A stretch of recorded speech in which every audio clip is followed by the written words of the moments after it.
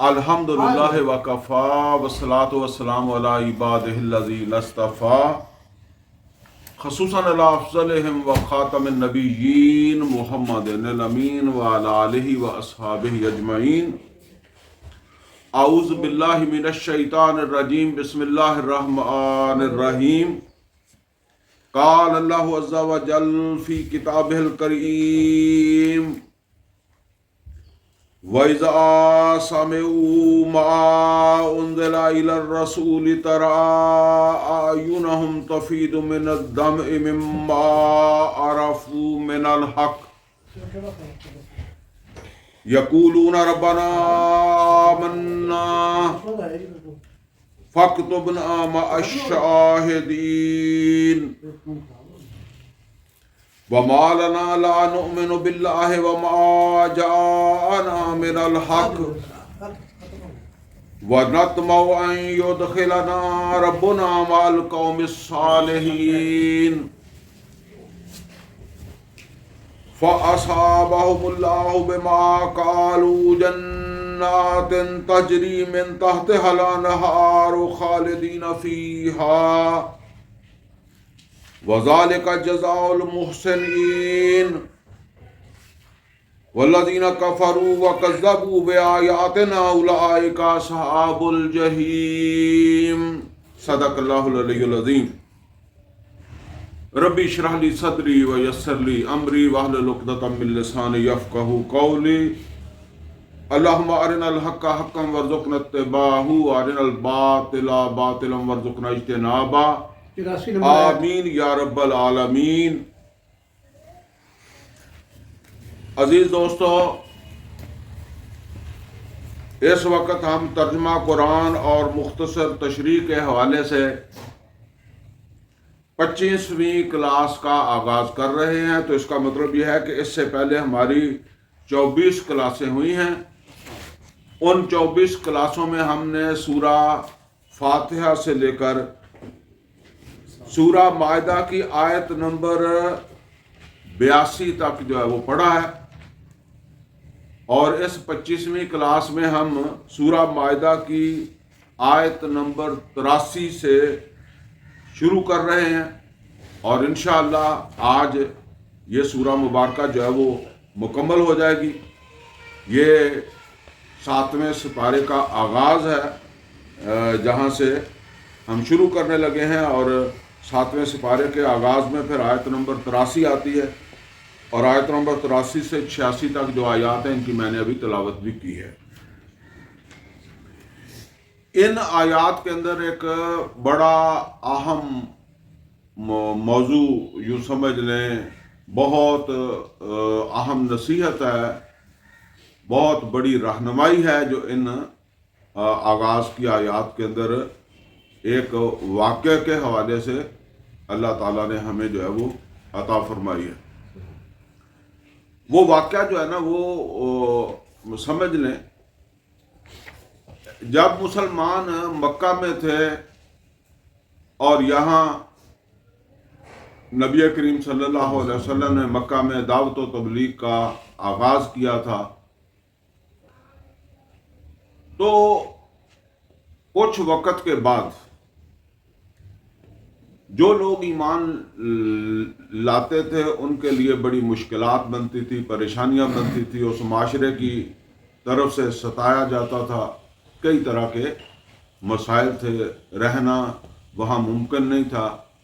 تو نبی کریم صلی اللہ علیہ وسلم نے یہ کوئی 4تھے سال جو ہے وہ اس بات کی اجازت دے دی کہ جس آدمی کے لیے یہاں اس ماحول میں رہنا ممکن نہ ہو، تنگی ہو، تکلیف ہو، تو وہ ہجرت کر کے حبشہ چلا جائے.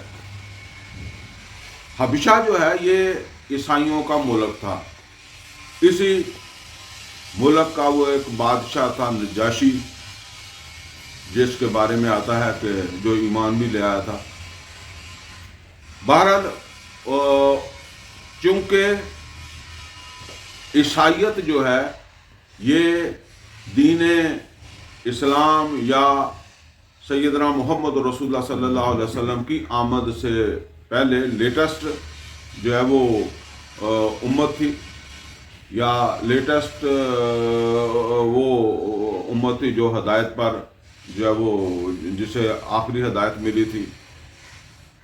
तो इस एतबार से उनके अंदर बाकी जो भी ईमान का दावा करने वाले थे या किताबों को मानने वाले थे, वो मेन तो यहूदी थे। तो उनके मुकाबले में इनके अंदर जो है वो कुछ सालेपन भी पाया जाता था, शराफत भी पाई जाती थी, कुछ हदायत वाली बात भी उनके अंदर जो है वो थी। चनाचे मुसलमान हबशा हिजरत कर गए, और ये हिजरत भी 2 दफ़ा हुई है हबशा की तरफ। बहरहाल मुसलमानों ने ये हिजरत कोई सिर्फ पुरसुकून जगह की तलाश में नहीं की थी, इसमें भी बड़ा सबक है। मुसलमानों ने हिजरत के बाद भी अपनी उस दावत को, उस कुरानी दावत को जारी रखा है। सिर्फ आप यूं समझ लें कि एक प्लेटफार्म जो है वो बदल लिया है, मक्का की बजाय अब वो हबशा में वही काम कर रहे हैं जिस काम की खातिर इतनी बड़ी उन्होंने कुर्बानी दी थी। अगर छोड़कर बैठना होता तो ये मक्के में भी हो सकता था कि वो इस दावत कुरानी को छोड़ देते और आराम से घर में बैठ जाते, तो मसला खत्म हो जाता। बहरहाल उन्होंने वहां जाकर जो है वो कुरान की दावत जो है इसको जितना भी वो कर सकते थे उसको जब वो फैलाया। और ज़ाहिर है ईसाइयों के अंदर कुछ इस तरह के लोग भी थे कि जो ईमान भी लाए। बहरहाल वक़्त गुजरता गया, 12-13 साल बाद नबी सल्लल्लाहु अलैहि वसल्लम हिजरत करके मदीना तशरीफ ले आए, और इतने अरसे में वहाँ जो मुसलमान गए थे उनको भी ज़ाहिर है किसी को 6-7 साल मिल गए ना। अगर 4-5 हिजरी में नबवी में वो वहाँ गए हैं तो उनको भी जो है वो को 5-6-7 साल मिल गए वहाँ कुरान को फैलाने के लिए, कुरानी दावत को फैलाने के लिए। तो इस अरसे में वहाँ उसके काफ़ी असरात मुरतब हुए। लोग ईमान जितने लाए, लेकिन ईसाई भी उस दावत से मुतारफ़ हुए, आम ईसाई भी, उनके उलमा भी। चनाचे वहाँ के जो ईसाई थे, वहाँ के जो उलमा थे, उन्होंने जो है वो ये फैसला किया कि ये हमारे मुल्क के अंदर एक नई दावत जो है वो आ गई है। आपको पता ही है कि अगर एक जगह के ऊपर कोई एक मसलक वाले लोग हों और वहाँ दूसरा मसलक भी आ जाए तो उनको तशवीश होती है, बिला वजह तशवीश होती है उनको, ठीक है ना। इसी तरह उनको भी तशवीश थी कि लोग जो है वो हमारे साथ मुंसलिक हैं या हमारे दीन पर हैं, और ये एक नया दीन है उसको भी कबूल कर रहे हैं, मुतासर हो रहे हैं। तो उनमें से कोई अच्छी खासी तादाद जो थी, और जिनमें बड़े चोटी के उनके उलमा भी थे, इस मकसद के लिए जो है वो वहाँ से उन्होंने हबशा से मदीने का सफ़र किया कि हम मोहम्मद और रसूलुल्लाह सल्लल्लाहु अलैहि वसल्लम से मिलेंगे और उनकी परख करेंगे। वो आया, ये जो लोग दावत लेकर आए हैं, ये दावत शुरू करने वाले तो मोहम्मद और रसूलुल्लाह सल्लल्लाहु अलैहि वसल्लम हैं, तो उनको मिलेंगे, उनको परखेंगे, देखेंगे। और जाहिर है जब आदमी मुखलस होता है ना, तो फिर उसमें ज़िद तो होती नहीं। तो ये बात उनके जहन में होगी कि अगर समझ आई तो कबूल कर लेंगे, नहीं तो आ जाएंगे, और आ भी जाएंगे और अपने लोगों को भी बताएंगे कि नहीं, ये बात जो है वो दुरुस्त नहीं है, या हम इससे मुतमिन नहीं है। ये उन्होंने सफ़र किया। حبشہ سے مدینہ کا.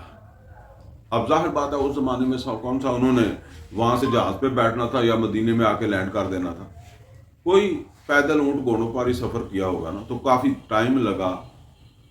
تو اب ظاہر بات ہے کہ جب آپ کسی مقصد کے لیے کوئی سفر کرتے ہیں تو جب تک آپ کی منزل نہیں آ جاتی وہ مسئلہ ہی ڈسکشن میں رہتا ہے نا.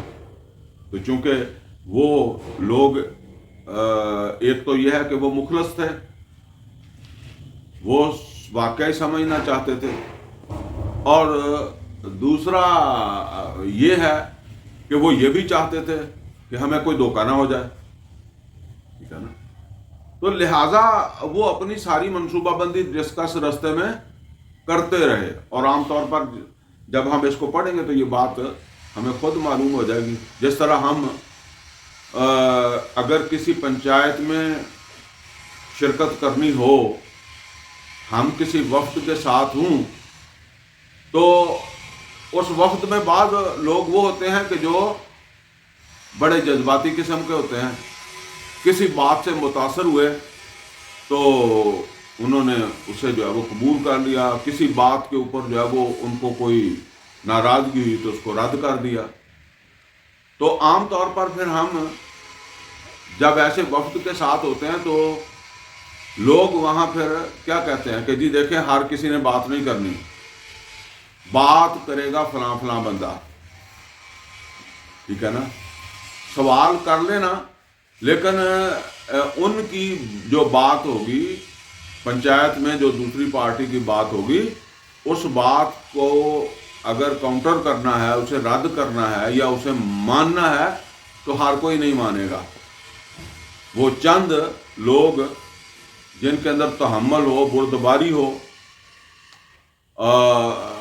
ان کو جو ہے وہ ان کا فہم فراست بھی ہو, تو ان کو یہ کہا جاتا ہے کہ جی آپ لوگ ان کی طرف دیکھیں گے, یہ فیصلہ کریں گے.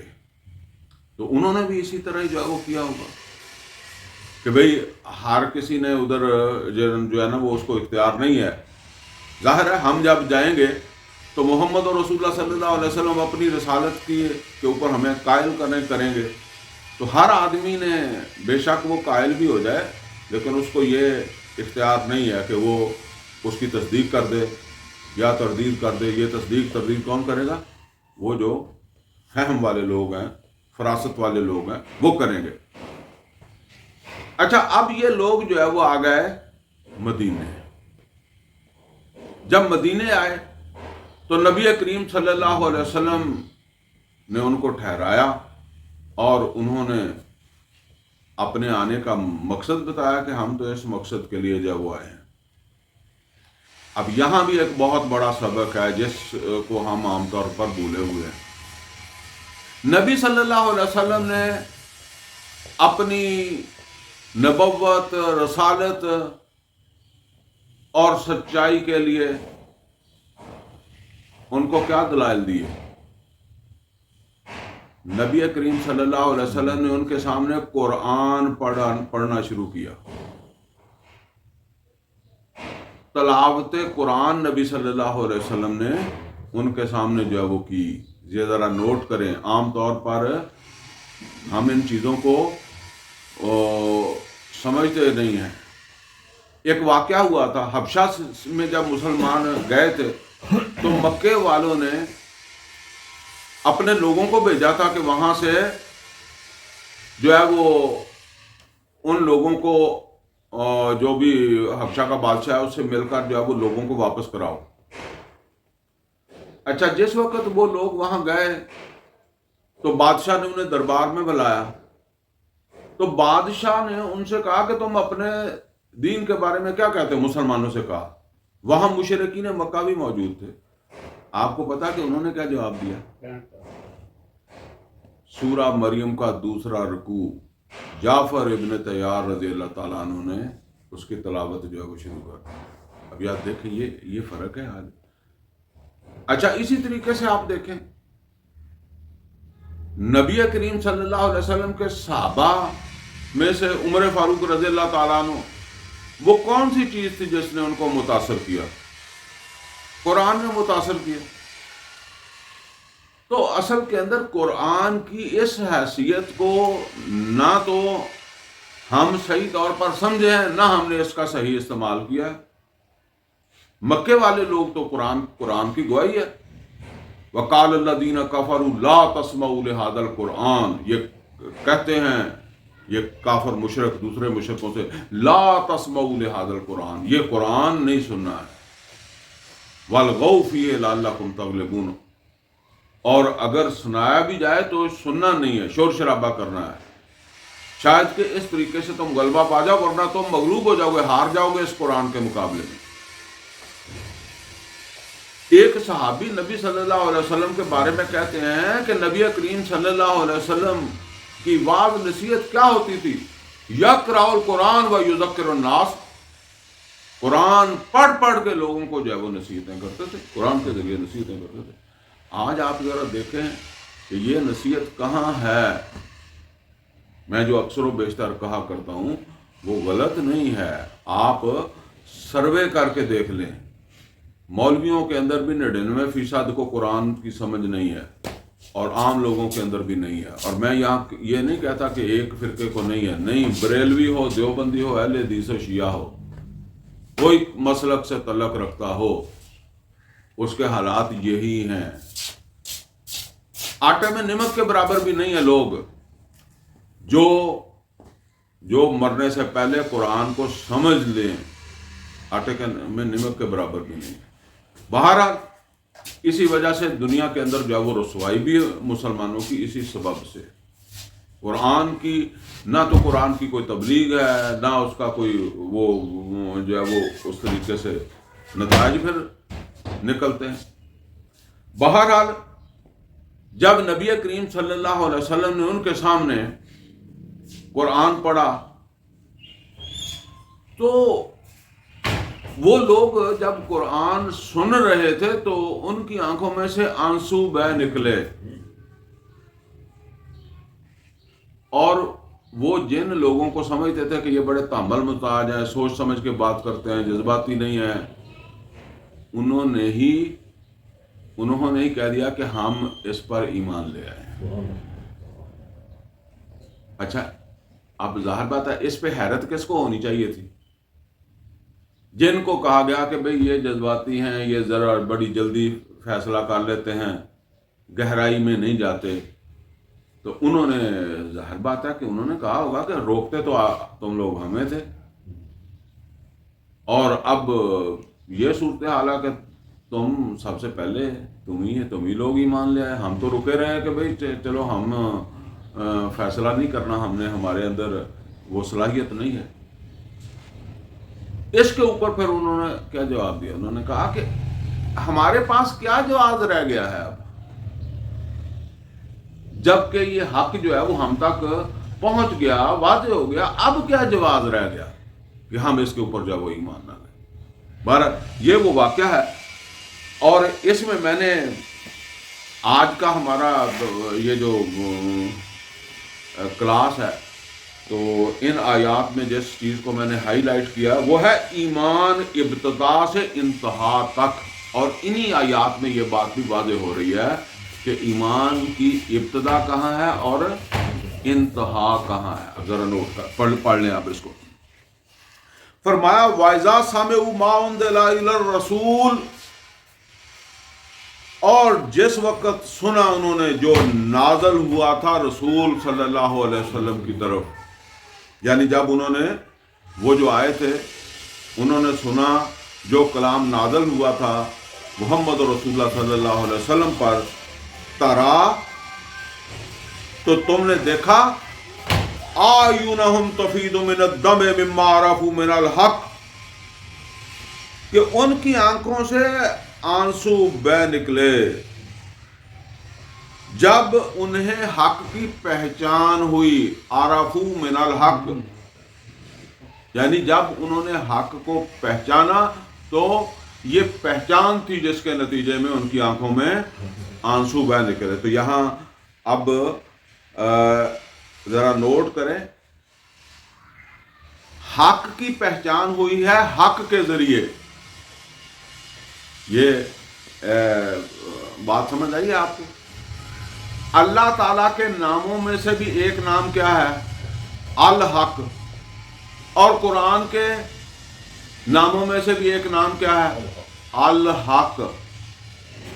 وہ الحق کی پہچان کس نے کروائی؟ الحق نے. قرآن نے پہچان کروائی، اپنی بھی پہچان کروائی، اللہ کی بھی کروائی، اور رسول اللہ صلی اللہ علیہ وسلم کی بھی کروائی. یہ واقعی اللہ کے رسول ہیں، یہ کلام ان کا اپنا نہیں ہے.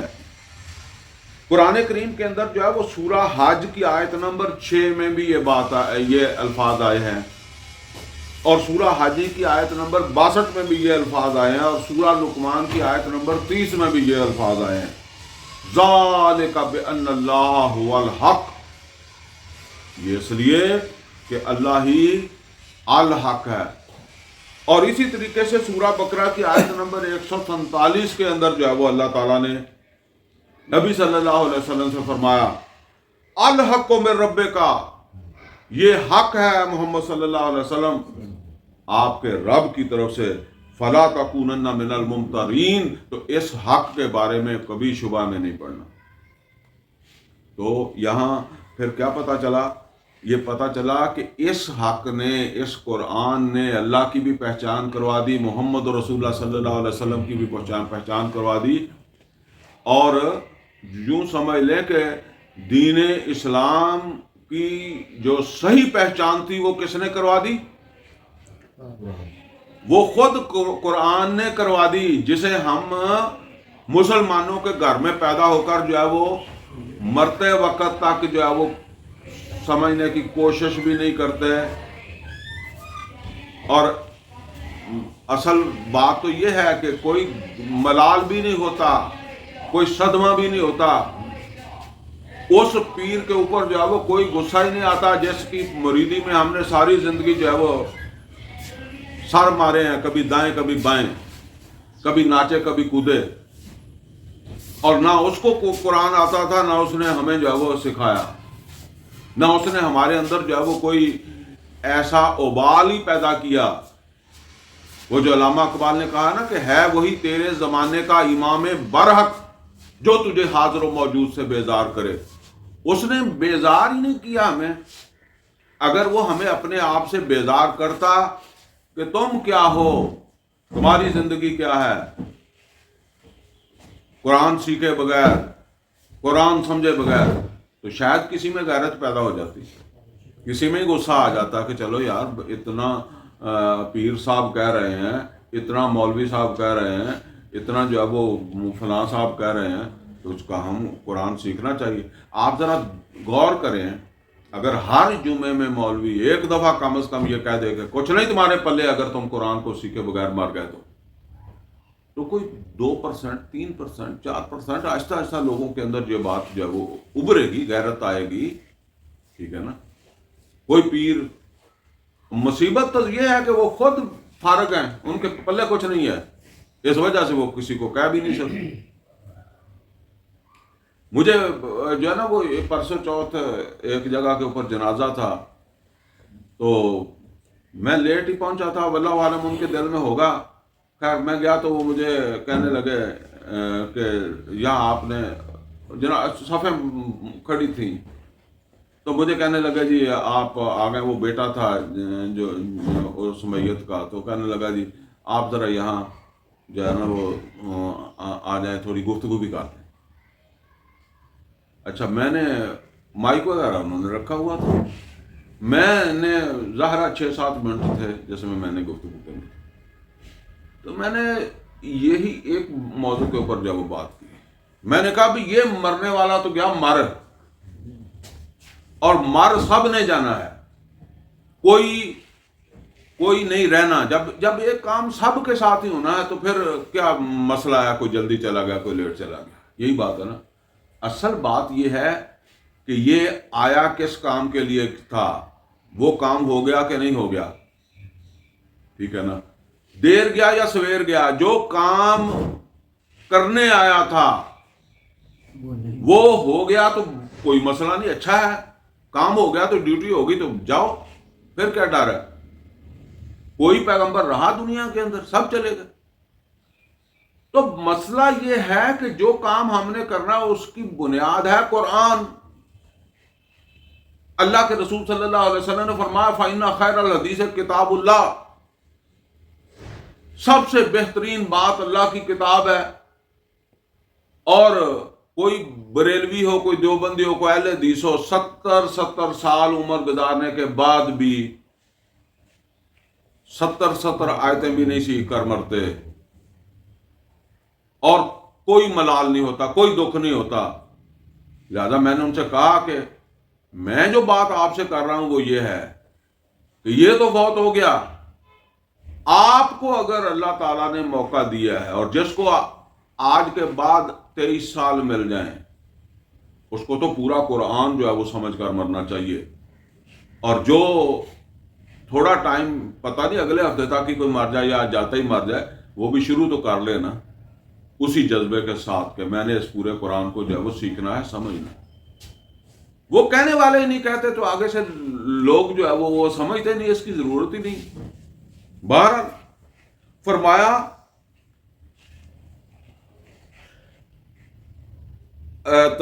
ترا اعینہم تفیض من الدم مما عرفوا من الحق، جب انہیں حق کی پہچان ہوئی، یقولون ربنا آمنا. اب دیکھیں پہچان ہوئی ہے تو انہوں نے کیا کہا؟ آمنا، اے ہمارے رب ہم ایمان لے آئے. یعنی تیرے اوپر بھی، اللہ پر تو ان کا ایمان پہلے ہی ہوگا، عیسائی تھے، ٹھیک ہے نا. اب جو کمیاں کوتاہیاں تھیں وہ بھی واضح ہو گئی، اور اب ایمان لائے ہیں محمد اور رسول اللہ صلی اللہ علیہ وسلم پر اور اس کلام کے اوپر. نہ تو وہ پہلے محمد اور رسول اللہ صلی اللہ علیہ وسلم پر ایمان رکھتے تھے، عیسائی تھے، نہ قرآن کریم پر. تو یقولون ربنا آمنا، وہ کہہ اٹھے اے ہمارے رب ہم ایمان لے آئے. اور میں نے جو عنوان رکھا وہ کیا ہے کہ ایمان ابتدا سے انتہا تک. انتہا کیا ہے؟ فاکتبنا مع الشاہدین. یہ بہت اہم نقطہ ہے، سمجھ لیں. ایمان ابتدا ہے تو انتہا کیا ہے؟ شہادت علی الناس. اب صرف اپنے آپ کو جو وہ مسلمان نہیں بنانا ہے، اپنی نمازیں روزے تک ہی ہم محدود نہیں ہیں. یہ دیکھیں انسانی زندگی جو ہے نا، اس کے دو شعبے سمجھ لیں یا اس کے دو حصے سمجھ لیں. ایک ہے فرد اور ایک ہے معاشرہ. ایک ہے فرد نے اللہ تعالیٰ کی ابدیت اختیار کرنی ہے، اور ایک ہے معاشرے نے اللہ کی ابدیت اختیار کرنی ہے. تو اپنے اوپر تو فوراً ہی اطلاق ہو گیا ہے. جب میں ایمان لے آؤں تو اب میرا ہاتھ، پاؤں، زبان، دماغ، دل، آنکھیں، سب چیز پابندی میں آ گئی ہیں، اور اس پہ میرا اختیار ہے. معاشرے پر میرا اختیار نہیں ہے. لہذا معاشرے کے لیے میں نے جد و جہد کرنی ہے. یہ جد و جہد ہے جو نوح علیہ الصلوۃ والسلام کرتے کرتے دنیا سے چلے گئے. ورنہ اپنی حد تک تو اللہ تعالیٰ کے احکامات جو ہیں ان کو قبول فوراً ہی کرنا ہے. اور اس کے لیے جان، مال، وقت، صلاحیتیں، وسائل، یہ ہے جہاد فی سبیل اللہ. اگر وقت آ جائے گا جنگ کا، ایسے حالات بن جائیں گے تو ٹھیک ہے، نہیں تو یہ جہاد فی سبیل اللہ ہے. اس میں اپنے وسائل لگانا، اس میں اپنی صلاحیتیں لگانا، یہ ہے جس کی جو آگے جا کر اللہ کے ہاں جواب دہی ہوگی. یہ ہے شہادت کا تقاضا، تاکہ لوگوں کے اوپر گواہی قائم ہو جائے کہ یہ بندہ ہمارے محلے میں رہتا تھا، ہمارے شہر میں رہتا تھا، ہمارے ملک میں رہتا تھا، اور جہاں جہاں تک اس کی رسائی تھی اور جہاں جہاں تک یہ پہنچ سکتا تھا، اس نے بات کو ہر اعتبار سے پہنچانے کی کوشش کی ہے. ٹھیک ہے نا. تو فرمایا کہ فاکتبنا مع الشاہدین، اب ہمارا نام لکھ لے شہادت دینے والوں میں. تو شہادت دینے والے کون تھے؟ موقع کے اوپر نبی صلی اللہ علیہ وسلم اور نبی صلی اللہ علیہ وسلم کے صحابہ. یہ دوسرے سپارے کے شروع میں آیا نا، وَكَذَلِكَ جَعَلْنَاكُمْ أُمَّةً وَسَطًا لِتَكُونُوا شُهَدَاءَ عَلَى النَّاسِ وَيَكُونَ الرَّسُولُ عَلَيْكُمْ شَهِيدًا. تم ایک پابندی میں ہو، اور وہ پابندی کیا ہے؟ لوگوں کے اوپر شہادت قائم کرنا، شہادت علی الناس۔ محمد رسول اللہ صلی اللہ علیہ وسلم نے بھی یہ شہادت دینی ہے، اور تم نے بھی دینی ہے مسلمانوں، امت والوں۔ اور اب دیکھیں ان کو یہ نظر آ رہا ہے کہ یہ شہادت دے رہے ہیں جو محمد صلی اللہ علیہ وسلم ہے اور محمد رسول اللہ صلی اللہ علیہ وسلم کے ساتھی ہیں۔ اس کو میں کہا کرتا ہوں کہ آدمی کو ابتدا سے اینڈ تک کا پتا ہو۔ وَمَا لَنَا لَا نُؤْمِنُ بِاللَّهِ، اور وہ کہنے لگے کیا ہے ہمیں، کون سی رکاوٹ ہے ہمارے لیے کہ ہم ایمان نہ لائیں اللہ پر۔ وَمَا لَنَا لَا نُؤْمِنُ بِاللَّهِ، اب آپ خود سمجھے کہ وہ کچھ لوگ جن کو وہ سمجھتے تھے کہ یہ جذباتی ہیں، انہوں نے اشارہ کیا ہوگا کہ بھئی کیا ہوا، جلدی تو ہم نے کرنی تھی اور جلدی تو ہم نے کر دی۔ تو وہ کہنے لگے، وہ کہہ رہے ہیں وَمَا لَنَا لَا نُؤْمِنُ بِاللَّهِ، کیا ہے اب ہمارے پاس جواز۔ اب ہمارا مسئلہ تو یہ بھی ہے کہ ہمارے اوپر بات واضح بھی ہو جائے تو پھر بھی ہم کہتے ہیں کہ اچھا سوچیں گے، اگر تو کوئی دنیا کا مفاد ہو تو ہم گھر نہیں جائیں گے، ہم کہیں گے یہیں فیصلہ کر کے جاتا ہوں، مجھے دنیا کا مفاد نظر آ رہا ہے۔ لیکن اگر ہو دین کے حوالے سے تو پھر آدمی اسے جو ہے وہ ڈال دیتا ہے، جو ہے وہ دماغی مشاورت میں کھانے میں، جی اچھا سوچیں گے، کریں گے، وقت آئے گا تو کر لیں گے۔ تو وَمَا لَنَا لَا نُؤْمِنُ بِاللَّهِ، کیا ہے ہمیں کہ ہم ایمان نہ لائیں اللہ کے اوپر۔ وَمَا جَاءَنَا مِنَ الْحَقِّ، جبکہ حق ہم تک پہنچ گیا، حق ہم پر واضح ہو گیا۔ وَنَطْمَعُ أَن يُدْخِلَنَا رَبُّنَا مَعَ الْقَوْمِ الصَّالِحِينَ، طمع، خواہش۔ وَنَطْمَعُ أَن يُدْخِلَنَا رَبُّنَا مَعَ الْقَوْمِ الصَّالِحِينَ، ہماری تو بس اب یہ خواہش ہے کہ ہمارا رب داخل کر دے ہم کو ان لوگوں کے ساتھ جو صالح ہیں۔ یعنی صالح لوگ کون ہیں؟ پھر صالح لوگ یعنی یہ جو محمد رسول اللہ صلی اللہ علیہ وسلم ان کے ساتھی ہیں نا، اللہ ہمیں شمار کر لے ان کا ساتھی۔ اب ذرا اندازہ کریں، یہ بات اس طرح سمجھ نہیں آتی، ذرا اپنے آپ کو رکھیں، وہ کوئی معمولی لوگ بھی نہیں تھے، ان کی ایک حیثیت ہوگی، پھر پہلے سے ایک دین کے اوپر بھی ہیں، اور اب وہ یہاں آ کر جو ہے وہ ایمان بھی لا رہے ہیں، اور ایمان لانے کے بعد آپ اندازہ کریں کہ ان کو اتنی سمجھ آ گئی ہے کہ پہلا قدم کیا ہے اور آخری قدم کیا ہے۔ چھوٹنا صرف نمازیں پڑھ کر نہیں ہے، روزے رکھ کر نہیں ہے، داڑیاں رکھ کر نہیں، ہم نے چھوٹنا۔ شہادت علی الناس فاکتبنا مع الشاہدین، یہ شہادت بھی علی الناس بھی ہماری ذمہ داری ہے۔ یہ کبھی دوسرے سورہ آل عمران کے اندر پڑھیں، وہاں بھی وہ جو حواری تھے، عیسیٰ علیہ السلام کے حواری، انہوں نے بھی یہی کہا تھا کہ ہم اب شہادت دینے والے ہیں۔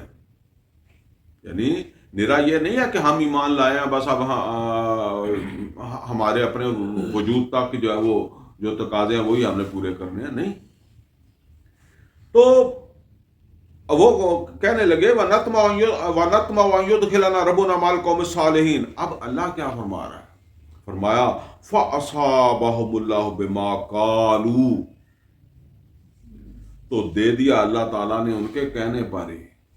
یہ بالکل مختلف بات ہے۔ اللہ کب دیتا ہے؟ کرنے پر دیتا ہے، بات پر نہیں، بات پر عام طور پر نہیں دیتا۔ بھئی میں کہوں کہ میں جہاد کروں گا تو میں کروں گا کہ نہیں کروں گا، عمل پر دے گا نا۔ لیکن بعض لوگوں کا اللہ کو پتہ ہی ہوتا ہے، پہلے ہی پتہ ہوتا ہے کہ یہ اب پیچھے ہٹنے والے نہیں ہیں، ٹھیک ہے نا۔ فَأَصَابَهُمُ اللَّهُ بِمَا قَالُوا، تو دے دیا اللہ تعالیٰ نے ان کے یہ کہنے پر ہی، یعنی جن حالات میں انہوں نے یہ بات کہی، پیچھے کوئی لالچ نہیں تھا، بلکہ بہت بڑے بڑے نقصانات ان کے ہونے تھے، پیچھے تو ان کی حیثیتیں تھی نا اپنے ملک میں۔ جنات تجری من تحتها الانہار، وہ باغات جن کے نیچے نہریں بہتی ہیں۔ خالدین فیہا، اور جس میں وہ ہمیشہ رہیں گے. وذالک جزاء المحسنین، اور یہ جزا، اب اس کو میں کیسے سمجھاؤں کہ رگڑے کھا کھا کے ملتی ہے.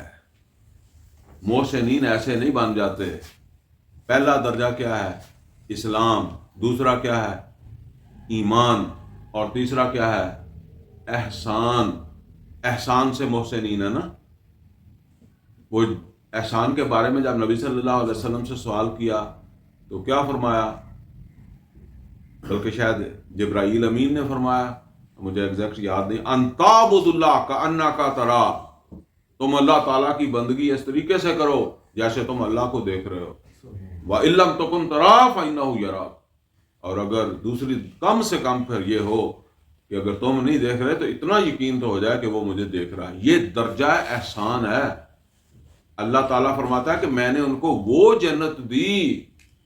جنت کے بھی درجے ہیں جو رگڑے کھا کھا کے درجہ احسان پر پہنچ کر لوگوں کو ملتی ہے، لیکن ان کے اس قول پر ہی میں نے ان کو جو ہے وہ دے دی.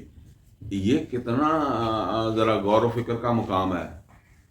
اصل کے اندر یہ ان لوگوں کے لیے جن پر حق واضح ہو جائے تو پھر وہ حق کے لیے کھڑے ہو جائیں، پھر مشورے میں نہ چلے جائیں، پھر سوچنے میں نہ چلے جائیں، اس کے لیے ڈٹ کر کھڑے ہو جانا. قل آمنت باللہ ثم استقم. تو فرمایا وذالک جزاء المحسنین، اور یہ جزا ہاری ساری کو نہیں ملتی، یہ محسنین کو ملتی ہے جو انہوں نے پالی اپنے اس ارادے اور عزم کا اعلان کر کے. والذین کفروا وکذبوا بآیاتنا، اب یہ تو وہ لوگ تھے جنہوں نے اللہ تعالیٰ کی آیات سنی اور اس کے بعد جو انہوں نے اس کے اوپر جو ہے وہ اب رد عمل دیا. اب وہ بھی لوگ ہوں گے، یا فرما دیا کہ والذین کفروا وکذبوا بآیاتنا، وہ لوگ جو ہماری آیات کو جھوٹ سمجھیں. جھوٹ سمجھنا لازمی نہیں ہے کہ زبان سے کہنا کہ یہ جھوٹ ہے. جب حدیث آتی ہے کہ الربا سبعین جزءا ایسرھا ینکح رجل امہ، یا قرآن کا وہ حکم کہ سود جو ہے یہ حرب من اللہ و رسول ہے، تو پھر یقین کا مطلب کیا ہے اور یقین نہ ہونے کا مطلب کیا ہے؟ یقین ہونے کا مطلب یہ ہے کہ اس سے آدمی اجتناب کرے گا، بچے گا، اور یقین نہ ہونے کا مطلب کیا ہے؟ اجتناب نہیں کرے گا اس سے. یہی جھوٹ سمجھا.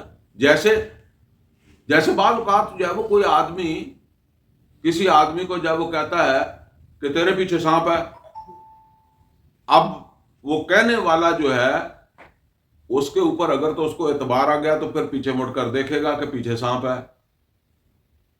جو اگر اس کو اعتبار نہیں آیا تو کیا ہے؟ پیچھے مڑ کر نہیں دیکھے گا.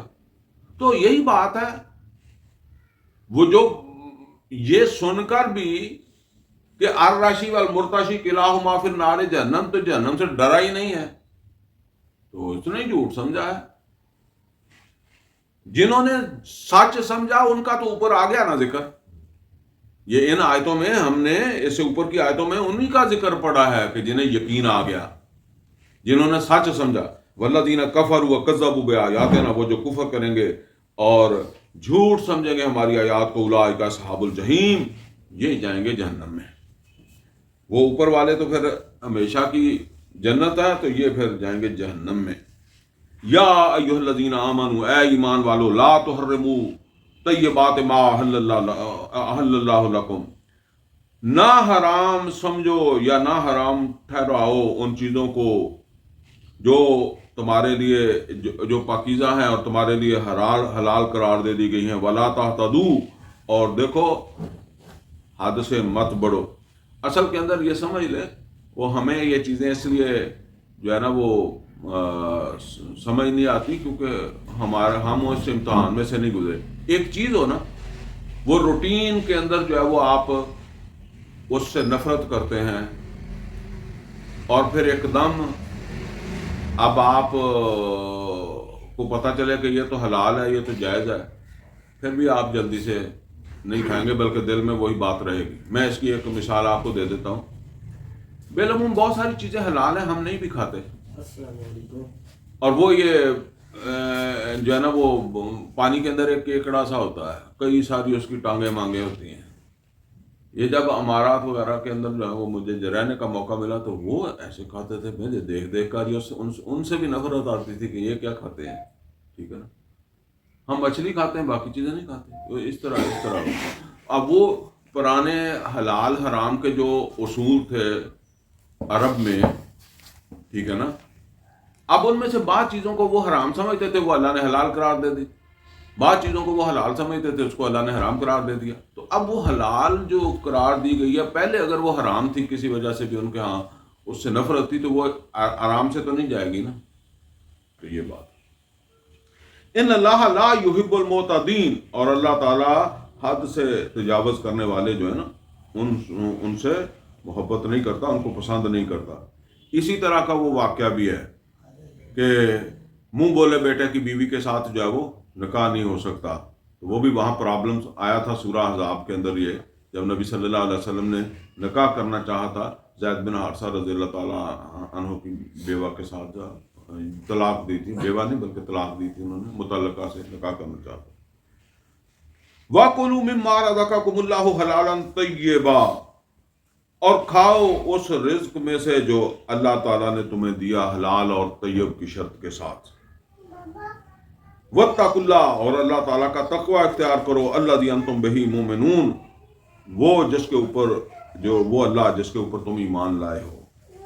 لا یؤاخذکم اللہ باللغو فی ایمانکم، اور اللہ تعالیٰ تمہیں نہیں پکڑے گا تمہاری فضول قسم کی جو ہے وہ بے مقصد قسموں کے اوپر. اب یہ بعض قسمیں جو ہے نا وہ بعض لوگوں کی عادت ہوتی ہے، عربوں کے اندر بھی اس طرح کی عادت تھی کہ کوئی لینا دینا نہیں ہے، قسم کھا دی. تو ہمارے بھی کئی لوگ جو ہوتے ہیں نا، یعنی کوئی نفع نقصان نہیں ہے، قسم کھا دیا ایسے. ٹھیک ہے نا، تو جو ہے نا وہ فرمایا کہ اس طرح کی قسموں پر تو اللہ تعالیٰ جو ہے وہ نہیں پوچھے گا. وَلَكِنْ يُؤَاخِذُكُمْ بِمَا عَقَدتُّمُ الْأَيْمَانَ، البتہ وہ جو تم نے مضبوط عہد باندھا، مطلب قسم عہد ہی ہوتی ہے نا، تو یعنی وہ کوئی معاملات کے اندر آ کر جو ہے وہ کوئی تم نے قسم کھائی ہے کسی کو یقین دلانے کے لیے، اور وہ کوئی معاملہ ہے اس کے اندر، تو اس کے اوپر تو اللہ تعالیٰ تمہیں پکڑے گا. فَكَفَارَتُهُ اطعام عشرۃ مساکین من اوسط ما تطعمون اہلیکم او کسوتہم او تحریر رقبہ.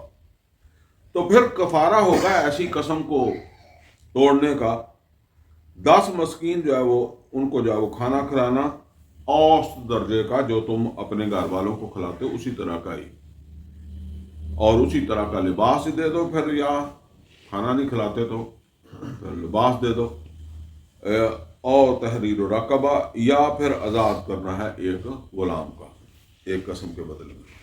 فَمَن لَّمْ يَجِدْ فَصِيَامُ ثَلَاثَةِ أَيَّامٍ، اور جس کے پاس یہ گنجائش نہ ہو، کھانا نہ کھلا سکتا ہو، لباس نہ دے سکتا ہو، تو پھر وہ روزے رکھے 3 دن کے. ذَلِكَ كَفَارَةُ أَيْمَانِكُمْ إِذَا حَلَفْتُمْ، اور یہ تمہاری ایسی قسموں کا جو تم نے مطلب حلف ہے، کوئی معاہدے کے اندر جو ہے وہ معاملات کے اندر کسی کو یقین دہانی کروائی ہے، تو ایسی صورت کے اندر جو ہے وہ یہ پھر اس کا کفارہ ہوگا.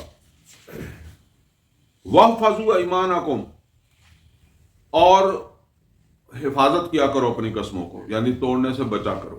كَذَلِكَ يُبَيِّنُ اللَّهُ لَكُمْ آيَاتِهِ، اور اس طریقے سے اللہ تعالیٰ اپنی آیات جو ہے وہ تم پر واضح کر رہا ہے، تمہارے سامنے بیان کر رہا ہے، لَعَلَّكُمْ تَشْكُرُونَ، تاکہ تم اس کے شکر گزار بنو. یا ایھا الذین آمنوا انما الخمر والمیسر والانصاب والازلام، بے شک یہ شراب، جوا، بت اور یہ فال کے تیر، یہ فال کئی دفعہ وہ ہمارے طوطا نکال کے لے آتا ہے کوئی نہ کوئی چیز، وہاں کوئی تیروں کا حساب کتاب تھا. ٹھیک ہے نا، یہ یہاں تو خیر نہیں ہے. کراچی میں جب رہا ہوں تو وہاں تو مطلب یہ ہے کہ وہ لے کر بکسا بیٹھے ہوتے تھے، جب وہ طوطا اوپر بیٹھا ہوتا تھا. اب بھی شاید ہی ہوں گے ہی. تو وہ نکال کے لاتا ہے، ٹھیک ہے. اسی طرح جو ہے نا وہ وہاں بھی رواج تھا کچھ تیروں کے ذریعے سے جو ہے وہ تقسیم کرتے تھے. تو فرمایا کہ یہ سب چیزیں جو ہیں رجس من عمل الشیطان، گندگی ہیں شیطان کے عملوں میں سے ہیں. فاجتنبو، ان سے اجتناب کر لو، بچ جاؤ. لعلکم تفلحون، تاکہ تم فلاح پاؤ. اچھا، یہ شراب کی جو بات آئی ہے نا جی، یہ پہلے سورہ بقرہ کی آیت نمبر 219 میں بھی آئی ہے، اور وہاں اس کو بالکل روکا نہیں گیا. وہاں یہ بتایا گیا کہ اس میں کچھ نفع بھی ہے، کچھ نقصان بھی ہے. فیہما اسم کبیر ومنافع للناس، ایسے کہا گیا. تو اسی طرح سورہ نساء کی آیت نمبر 43 کے اندر بھی جو ہے وہ اس کا حکم ہے، لیکن وہاں اس طرح آیا ہے کہ نشے کی حالت میں نماز نہ پڑھو، نماز کے قریب نہ جاؤ. اب یہاں آ کر اس کو بالکل منع کر دیا گیا کہ اجتناب کر جاؤ، باز آ جاؤ، چھوڑ دو. انما یرید الشیطان ان یوقع بینکم العداوۃ والبغضاء فی الخمر والمیسر، بے شک شیطان تو یہی چاہتا ہے کہ وہ تمہارے درمیان جو ہے وہ عداوت پیدا کر دے، بغض پیدا کر دے شراب اور جوئے کے ذریعے سے. وَيَصُدَّكُمْ عَنْ ذِكْرِ اللَّهِ، اور تمہیں روک دے اللہ کے ذکر سے. وَعَنِ الصَّلَاةِ، اور خاص طور پر نماز سے جو ہے وہ. یہ ایسی چیزیں ہوتی ہیں، یہ ہمارے وہ اڈا کھڈا کھیلتے تھے یا کوئی اس طرح کی چیزیں، کوئی لوڈو کھیل رہا ہے تو بس وہ پھر کہتے ہیں جی بس ایک بازی اور لگ جائے، ایک اور لگ جائے، کرتے کرتے نماز بھی چلی جاتی ہے. فَهَلْ أَنْتُمْ مُنْتَهُونَ، تو کیا تم منع ہوتے ہو، یعنی کیا تم منع نہیں ہوتے جب تمہیں بتا دیا گیا ہے. وَأَطِیعُوا اللَّهَ وَأَطِیعُوا الرَّسُولَ، اور اطاعت کرتے رہو اللہ کی اور اس کے رسول صلی اللہ علیہ وسلم کی. وَاحْذَرُوا، بچو کہ کہیں نافرمانی نہ ہو جائے. فَإِن تَوَلَّيْتُمْ، پھر اگر تم نے منہ موڑا، اطاعت نہ کی، فرما برداری نہ کی، فَاعْلَمُوا أَنَّمَا عَلَىٰ رَسُولِنَا الْبَلَاغُ الْمُبِينُ، تو پھر یہ بات نوٹ کر لو، ہمارے رسول کے ذمہ کیا تھا؟ بلاغ المبین، یہ واضح طور پر. اچھا نوٹ کریں، ایک کام تو اللہ کے رسول کے ذمہ ہے، وہ کیا ہے؟ واضح طور پر پہنچا دینا، اور عمل کروانا ان کا کام نہیں ہے. عمل تم نے خود کرنا ہے، نہیں کرو گے تو ان کا کام تو ہو گیا پورا. بس یہی سمجھ لیں، دائی کا بھی یہی کام ہے، نوح علیہ السلام کا بھی یہ کام تھا. ہاں اگلا کام ہے، بشرطے کہ معاشرے میں سے لوگ کھڑے ہو جائیں، چلیں جی ہم آپ کے ساتھ ہیں، تو آگے بڑھیں. موسیٰ علیہ السلام کے ساتھ ان کی قوم نہیں کھڑی ہوئی نا، انہوں نے تو کہا کہ اے میری قوم کے لوگوں داخل ہو جاؤ اس سرزمین میں، اللہ تعالیٰ نے کتب اللہ لکم، تمہارے لیے لکھ دیا. لیکن انہوں نے کہا یا موسیٰ انا فیہا قوما جبارین، وہاں بڑے جابر لوگ ہیں، ہم وہاں داخل نہیں ہوں گے ما داموا فیہا، جب تک وہ وہاں ہیں. فاذهب انت وربک فقاتلا انا ہاہنا قاعدون. تو موسیٰ علیہ السلام کے اوپر تو کوئی الزام تو نہیں آئے گا نا. اسی طرح سمجھ لیں آج بھی جب ایک آدمی اپنی حد تک جو ہے وہ پورا زور لگا رہا ہے، یہ پورے زور سے مراد یہ ہے کہ کتنے آپ کو اللہ نے وسائل دیے ہیں اور کتنی آپ کو اللہ نے صلاحیتیں دی ہیں، جسم و جان و وسائل کو کتنا آپ اس مقصد کے اندر جو ہے وہ لگا رہے ہیں، کھپا رہے ہیں. ٹھیک ہے، تو بس ٹھیک ہے، پھر اللہ کے حوالے. اگر پوری ایمانداری کے ساتھ ہر اعتبار سے، میں نے سے مراد صرف میں نے نہیں، جس نے بھی یہ کام کرنا ہے اس نے اپنی طرف سے تو بہتر سے بہتر طریقے سے کامیابی حاصل کرنے کو پیش نظر رکھ کر ہی کام کرنا ہے. لیکن ہمیشہ کامیابی نہیں ملتی، ناکامی بھی ملتی ہے. تو ابلاغ اگر واضح نہیں ہوا تو پھر کون پکڑا جائے گا؟ ابلاغ واضح نہیں ہوگا تو پھر پکڑا جائے گا مولوی، جس نے ابلاغ کرنا تھا، وہ دیندار جس کو سمجھ آئی تھی، وہ بھی پکڑا جائے گا نا. باقی خیر ہم تو سارے ہی پکڑے جائیں گے، کیونکہ ہم تو پیدا ہی مسلمانوں کے گھر میں ہوئے نا.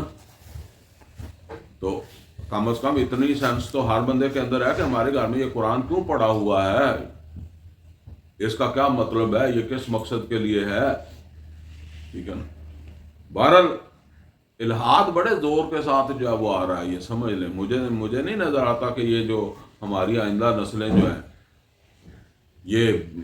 یہ ہاں بہت زیادہ اس کے اندر جو ہے وہ مبتلا ہو جائیں گی، کیونکہ حالات ہی بدل گئے ہیں۔ پہلے تو مسجدوں کے اندر مولوی جو ہے وہ بچوں کو کم از کم ناظرہ ہی پڑھاتے تھے، کچھ نہ کچھ اور بتاتے تھے۔ اسکولوں کے اندر، اسکولوں یونیورسٹیوں کے اندر تعلیم ایسی تعلیمیں شروع ہو گئی جن کا کوئی تعلق ہی نہیں ہے دین کے ساتھ۔ تو اس اعتبار سے جو ہے وہ اپنا بچوں کا یہ ہے، ماں باپ کو بھی بس یہی ہوتی ہے کہ یہ کسی ایسے کام پہ لگ جائے، کمائی والے کام پہ، وہ تعلیم حاصل کر لے تو بس، تو پھر ڈوبے گا ہی، مرے گا ہی۔ تو ہم اس وقت نہیں ہوں گے، لیکن حالات یہ نظر آتے ہیں کہ جو ہے نا وہ ایسا سیٹ اپ بن چکا ہے۔ بہرحال لیس علی الذین آمنوا وعملوا الصالحات جناح، نہیں ہے جو لوگ ایمان لائے اور انہوں نے اچھے عمل کیے ان کے اوپر کوئی گناہ، فی ما طعموا، اس میں جو وہ کھا پی چکے، اذا متقوا وآمنوا وعملوا الصالحات، جبکہ انہوں نے تقوی اختیار کیا اور ایمان لائے اور اچھے عمل کیے۔ یہاں اب وہ پیچھے بھی ذکر آیا تھا، 3 درجے جو ہے نا، پہلا ہے اسلام، دوسرا کیا ہے ایمان، اور تیسرا ہے احسان۔ وہ حدیث جبرائیل کے اندر یہ تینوں درجات جو ہے وہ واضح کیے گئے۔ یعنی یہ سمجھ لے جیسے جنت ہے نا، اب جنت کے اندر پتہ نہیں ویسے کتنے درجے ہوں گے، چھوٹے چھوٹے بھی، لیکن موٹے موٹے اللہ نے 4 بتائے ہیں۔ وَمَن يُطِعِ اللَّهَ وَرَسُولَهُ فَأُولَٰئِكَ مَعَ الَّذِينَ أَنْعَمَ اللَّهُ عَلَيْهِم مِّنَ النَّبِيِّينَ وَالصِّدِّيقِينَ وَالشُّهَدَاءِ وَالصَّالِحِينَ، یعنی نبیوں کا اور صدیقین کا اور شہداء کا اور صالحین کا۔ اب اس اعتبار سے سب سے اونچا درجہ کون سا ہے؟ نبیوں کا۔ سب سے نیچا درجہ کس کا ہے؟ صالحین کا۔ لیکن وہ نیچے والا بھی جنت میں ہی ہے اور اوپر والا بھی جنت میں ہی ہے، ایسے سمجھ لیں۔ اس کا مطلب یہ نہیں ہے کہ نیچے والا نکل گیا، وہ بھی وہیں ہے۔ تو یہ تو آگے صالحین کے بڑے سارے درجے ہوں گے، صالحین سب ایک جیسے نہیں ہوں گے، پیغمبر سارے ایک جیسے نہیں ہوں گے، سب سے اونچا درجہ محمد رسول اللہ صلی اللہ علیہ وسلم کا ہوگا، شہداء سارے ایک جیسے نہیں ہوں گے، صدیقین سارے ایک جیسے نہیں ہوں گے، تو درجات ہوں گے۔ تو اسی طریقے سے سمجھ لیں یہ درجات جو ہے نا وہ ایمان کے ہیں۔ پہلا ہے اسلام، ایک آدمی جو ہے وہ اشہد اللہ الہ الا اللہ واشہد ان محمد عبدہ ورسولہ کہہ کر جو ہے وہ اسلام کے اندر جو ہے وہ داخل ہو گیا۔ تو اب اس نے کیا کرنا ہے؟ اس نے اللہ تعالیٰ کے جو احکامات ہیں ان کے اوپر جو ہے وہ عمل کرنا ہے۔ یہاں عمل کا اللہ تعالیٰ نے علیحدہ ذکر کر دیا، آگے کے دونوں درجوں کے ساتھ عمل کا ذکر نہیں کیا۔ فرمایا لیس علی الذین آمنوا وعملوا الصالحات جناح، گناہ نہیں ہے ان لوگوں کے اوپر جو بھی ایمان لائے اور جنہوں نے اچھے عمل کیے، کوئی ان کے اوپر حرج نہیں ہے۔ اصل میں یہ بات کا پس منظر یہ ہے کہ بعض لوگ اس طرح سوچتے تھے نا کہ ہم تو ساری زندگی غلط کام کرتے رہے ہیں، تو اب اتنی جلدی کیسے چھوٹ جائیں گے؟ اب ظاہر ہے کوئی آدمی جو ہے وہ 70 سال کی عمر کے اندر ایمان لا رہا ہے، 70 سال تو اس نے گزارے ہیں نا۔ اچھا ہم کسی اور طرح سوچتے ہیں، نبی صلی اللہ علیہ وسلم کے صحابہ کسی اور طرح سوچتے تھے، حالانکہ ان کو سوچنا نہیں چاہیے کہ ہم کہتے ہیں کہ یار انہوں نے کیوں ایسا سوچا۔ وہ کتنا اہم بڑا واقعہ ہے کہ ایک مجلس کے اندر نبی صلی اللہ علیہ وسلم کو ایک صحابی کہنے لگے اللہ کے رسول میری بخشش ہو جائے گی؟ تو اللہ کے رسول نے کہا کہ تو نے کیا کیا ہے؟ واقعہ لمبا ہے لیکن میں مختصر آپ کو سنا دوں۔ وہ صحابی کہنے لگے کہ اللہ کے رسول جب میں جہالت کا زمانہ تھا تو اس وقت میں نے اس طرح اپنی بیٹی کو قتل کیا تھا، ٹھیک ہے نا؟ واقعہ لمبا ہے لیکن میں مختصر آپ کو بتا رہا ہوں۔ اب اندازہ کریں کہ واقعہ تو جہالت، زمانہ جہالت کا ہے، لیکن وہ پوچھ رہے ہیں، سوال کر رہے ہیں کہ میری بخشش ہو جائے گی۔ وہ اس کے بارے میں سوچتے ہیں، اور ہم سمجھتے ہیں کہ ایمان لانے کے بعد ہم جو آپ کر رہے ہیں یہ بھی معاف ہو جائیں گے، ان کو بھی کوئی نہیں پوچھے گا۔ تو بہرحال یہاں وہ لوگ ایسے تھے جو سمجھتے تھے کہ یار ساری زندگی ہم نے یہ کام کیا ہے، تو اب دل میں دغدغہ آتا تھا، اس کے پس منظر میں یہ بات بتائی جا رہی ہے کہ لیس علی الذین آمنوا وعملوا الصالحات جناح، گناہ نہیں ہے ان لوگوں کے اوپر جو ایمان لائے اور جنہوں نے اچھے عمل کیے، کسی طرح کا بھی کوئی گناہ نہیں ہے، فی ما طعموا، وہ جو کھا پی چکے، جو عمل انہوں نے کر لیا، جب اذا متقوا وآمنوا وعملوا الصالحات، جس وقت کہ انہوں نے تقوی اختیار کیا، وہ ڈر گئے، ان کے اندر احساس پیدا ہوا، ایمان لائے اور اچھے عمل شروع کر دیے، تو بس وہ پچھلا جو ہے نا اس کے اوپر کوئی حرج نہیں ہے۔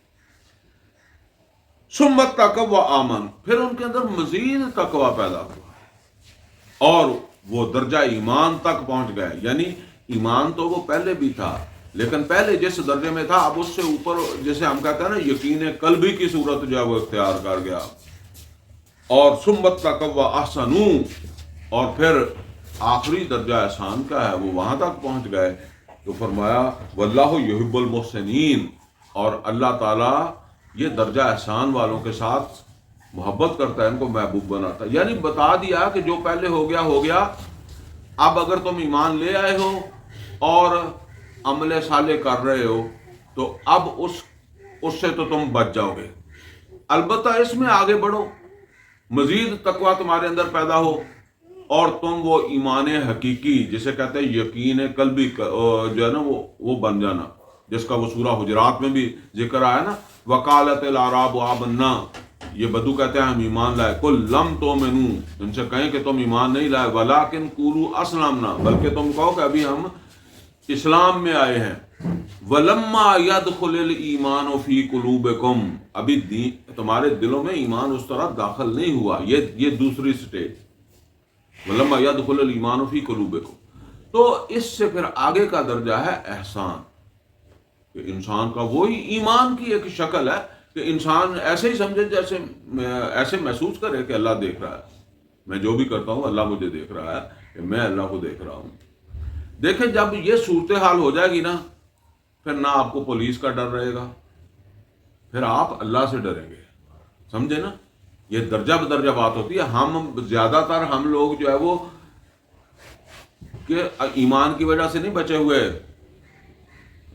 اپنے ماں باپ کا ڈر، اپنے محلوں والوں کا ڈر، رشتہ داروں کا ڈر، پولیس کا ڈر، ٹھیک ہے، اور کتنے بے عزتی، عزت، اس کا ڈر۔ ایمان کا تو میرے خیال میں کہیں آخر جا کے آتا ہوگا، جب تھوڑا بہت ہوگا تو ہوگا۔ وہ جو رشوت لے کھاتا ہے نا، اگر اس کو یہ پتا چل جائے کہ آج اس بلڈنگ کے اندر، یہ احاطے کے اندر جس میں میرا دفتر ہے نا، ایک اینٹی کرپشن والا پھر رہا ہے، تو آج نہیں رشوت لے گا، تو پھر ڈر کس کا ہوا؟ اللہ کا ہوا یا اس کا ہوا؟ اسی کا ڈر ہے یہ، دوسرے ڈر، ورنہ تو سچی بات یہ ہے، یہ اللہ کے اوپر ہی رہتا معاشرہ، تو یہ پھر معاشرے نے پتہ نہیں کیا کرنا تھا۔ یہ تو شکر ہے بہت، باقی ڈر ہیں وہ تو باقی اللہ حساب لے لے گا، جب جا کر اس کو کہیں گے جی اسی تو تیرے کو ڈرتے رہے، ٹھیک ہے نا۔ یہ پھر ہم نے یہ بھی بتانا ہے کہ ہم تیری وجہ سے نہیں کرتے تھے، تو اللہ بتا دے گا کہ تو میری وجہ تو کرتا سی، یا کیدی وجہ تو نہیں کیتا، اگر کیتا۔ بہرحال یہ ہے درجہ احسان۔ ابھی تک درجہ احسان تک پہنچ گیا ہے تو اس کو کیا لگے پولیس دیکھ دیا، کوئی حکومت دیکھ دیا، پھر اسے کسی فرعون کا ڈر نہیں ہے، اسے کسی نمرود کا خوف نہیں ہے، وہ تو اس کی جان اپنی نہیں ہے، اللہ کا سارا کچھ۔ تو فرمایا واللہ یحب المحسنین، اور اللہ تعالیٰ ان سے محبت کرتا ہے، یہ پھر محبوب بن جاتے ہیں اللہ کے۔ یا ایھا الذین آمنوا، اے ایمان والو، لا یبلونکم اللہ بشیء من الصید تنالہ ایدیکم ورماحکم، اے ایمان والو، ضرور اللہ تعالیٰ جو ہے وہ تمہیں پرکھے گا، آزمائے گا کچھ چیزوں کے ذریعے سے، من الصید تنالہ ایدیکم ورماحکم، مثلا شکار میں سے، ایسے شکار کے ذریعے تمہیں پرکھے گا، تنالہ ایدیکم ورماحکم، جس تک تمہارے ہاتھ اور تمہارے نیزوں کی رسائی ہوگی۔ یعنی اب آپ دیکھیں، اللہ کہتا ہے کہ میں تمہیں اس طرح آزماؤں گا کہ شکار جو ہے نا وہ تمہارے نیزے کی زد میں ہوگا اور تمہارے ہاتھوں کی رسائی میں ہوگا، بٹیرا تواڈے پیر دے تھلے آ جائے گا، ہن کی کرو، ہوں اب اس کو اڑنے دو یا پکڑو. وہ جو یوسف علیہ السلام کے ساتھ ہوا تھا وہ کیا ہوا تھا؟ وہ جب عورت نے دروازے بند کر لیے تھے تو وہ کیا ہوا تھا؟ وہ یہی ہے. ٹھیک ہے نا. اب اصل کے اندر جب آپ کو پولیس کا بھی ڈر نہ ہو، معاشرے کا بھی ڈر نہ ہو، ماں باپ کا ڈر نہ ہو، کسی کا نہ ڈر، تو ایک ڈر رہ جاتا ہے اگر ہو تو وہ ہے اللہ کا. لیکن ہمارے وہ جو کہتے ہیں کہ پھرتے بڑے بڑے معاف نہیں کر دے. ٹھیک ہے نا. جو بظاہر بڑے تقوی لئی پھردے ہوتے وہ بھی بہ جاتے ہیں. ٹھیک ہے نا. اصل میں تو ایمان کا پتہ وہیں لگتا ہے. ٹھیک ہے نا. وہ ہمارے جیسے تو پتہ نہیں ویسے ہی بچائے پھرتے ہیں کہ یار جی کوئی بات نکل گئی تو اتنے لوگوں کو اتنے لعنت ملامت کرنی ہے، کوئی داڑھی پٹ دے گا میری. ٹھیک ہے نا. بے عزت کر دے گا، کہیں کھڑے ہونے کے قابل نہیں رہیں گے. تو یہ ایمان نہیں ہوتا. یہ تو بس ہمیں ڈراوا ہوتا ہے جو لوگوں کا. ایمان تو یہ ہے. تو اللہ تعالیٰ فرما رہا ہے کہ ایک تو یہ ہے نا کہ بھاگ دوڑ کر کسی چیز کے پیچھے تم نے جانا، زنا کے پیچھے بھاگ کے جو ہے وہ، رشوت کے پیچھے بھاگ کے جو ہے وہ تم جا رہے ہو. کوئی اور جو ہے وہ حرام کا کام کرنا ہے، بھاگ کے کر رہے ہو، کوشش کر کے کر رہے ہو. ایک یہ کہ دھکے سے وہ تمہارے گلے پڑ رہا ہے. نبی کریم صلی اللہ علیہ وسلم نے ایک حدیث میں فرمایا نا، عرش کا سایہ کیا اس وقت جن کو ملے گا ان میں سے ایک وہ نوجوان ہوگا جس کو خوبصورت حسب نسب والی عورت برائی کی دعوت دے گی اور اسے کسی کا ڈر نہیں ہوگا، کوئی خطرہ نہیں ہوگا، لیکن وہ کیا کہے گا؟ میں اللہ سے ڈرتا ہوں. ورنہ یہ آج بھی آپ دیکھ لیں، حسب نسب معاشرہ، کوئی سٹیٹس معاشرے کے اندر ہو، جیسی مرضی عورت ہو لوگ نکاح کر لیتے ہیں. ٹھیک ہے نا. یہ بات ہے اصل کے اندر. یہ ٹیسٹ ہے اللہ کا. اور ایسے اللہ سے دعا ہی کرنی چاہیے کہ اللہ ایسے ٹیسٹ میں ہی نہ ڈالنا، کیونکہ پھر نکلنا بہت مشکل ہو جاتا ہے. ٹھیک ہے نا. ٹھیک ہے، اچھا ہے جو ہم کو دیکھ کر منہ دوسری طرف کر لے وہی اچھا ہے، تاکہ ہم بھی بچ گئے وہ بھی بچ گیا. تو فرمایا کہ یا ایھا الذین آمنوا، اے ایمان والو، لا یبلونکم اللہ بشیء من الصید تنالہ ایدیکم ورماحکم. اور تمہیں لازماً ایمان اچھا پرکھنا ہے. ایمان والوں کو کہا جائے تمہارے ایمان کو پرکھے گا. سمجھ آئی نا. ایمان کی پرکھ اس طرح کرے گا کہ یہ جو زبان سے کہہ رہا ہے یہ ہے اندر کہ نہیں ہے. فرمایا کہ تمہیں وہ پرکھے گا. کس طرح پرکھے گا؟ ایسے جو ہے وہ کسی شکار کے ذریعے سے جو جس تک تمہارا ہاتھ بھی پہنچتا ہوگا اور تمہارا نظر بھی پہنچتا ہوگا. لِيَعْلَمَ مَن يَخَافُهُ بِالْغَيْبِ، تاکہ ظاہر کر دے کون ہے اللہ سے ڈرنے والا بغیر دیکھے غیب میں. فَمَنِ اعْتَدَىٰ بَعْدَ ذَلِكَ، تو جس نے اس کے بعد جو ہے وہ زیادتی کی، یعنی وہ قابو آیا، تو بس پھر اللہ بھی یاد نہیں آیا اور کہتا رہا کہ جی میں ایمان والا ہوں، تو یہ حادثے بڑھ گیا. فَلَهُ عَذَابٌ عَلِيمٌ، اس کے لیے ہوگا پھر دردناک عذاب. یا ایھا الذین آمنوا، اے ایمان والو، لا تقتلوا الصید وانتم حرم، نہ شکار مارا کرو جب تم نے احرام باندھ لیا. ومن قتلہ منکم متعمدا، اور جو کوئی تم میں سے جان بوجھ کر شکار مارے گا یعنی احرام باندھ کر مارے گا، فجزاء مثل ما قتل من النعم، تو اس کا بدلہ ہوگا اسی جیسا مویشی جس طرح کا اس نے شکار مارا. یحکم بہ ذوی عدل منکم، اور اس کا فیصلہ کریں گے دو تم میں سے جو ہے وہ منصف، اپنی مرضی سے نہیں بلکہ دو منصف فیصلہ کریں گے کہ یہ وہ جو اس نے شکار مارا ہے اس کے برابر کیا ہے. ہدیم بالغ الکعبہ، اور یہ نیاز ہوگی کعبہ کی. او کفارۃ طعام مساکین، یا پھر کفارہ ادا کرو گے مسکینوں کو کھانے کی شکل کے اندر. اب اس میں کتنے مسکینوں کو کھلانا ہے؟ اگر وہ جو شکار مارا ہے تو اس کا پھر فیصلہ وہ کریں گے کہ یہ اتنے آدمیوں کی خوراک ہے. تو اتنے آدمیوں کو پھر پیٹ بھر کے کھانا کھلاؤ مسکینوں کو.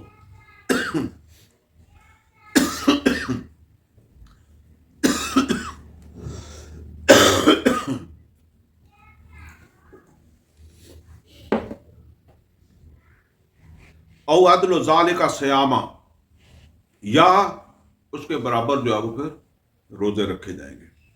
لیذوق وبال امر، تاکہ وہ اپنے کیے کی سزا بھگتے. عفا اللہ عما سلف، اور معاف کر دیا جو اللہ نے جو پہلے ہو گیا، یعنی اس سے پہلے بھی کرتے رہے ہوں گے نا، تو جو پہلے ہو گیا وہ ہو گیا، اب حکم آ گیا ہے. ومن عادا فینتقم اللہ منہ، تو جو اعادہ کرے گا اللہ اس سے انتقام لے گا. اللہ صرف رحیم نہیں ہے، اللہ صرف کریم نہیں ہے، اللہ تعالیٰ انتقام لینے والا بھی ہے، عزیزن ذو انتقام بھی ہے. یہاں کیا فرما رہا ہے؟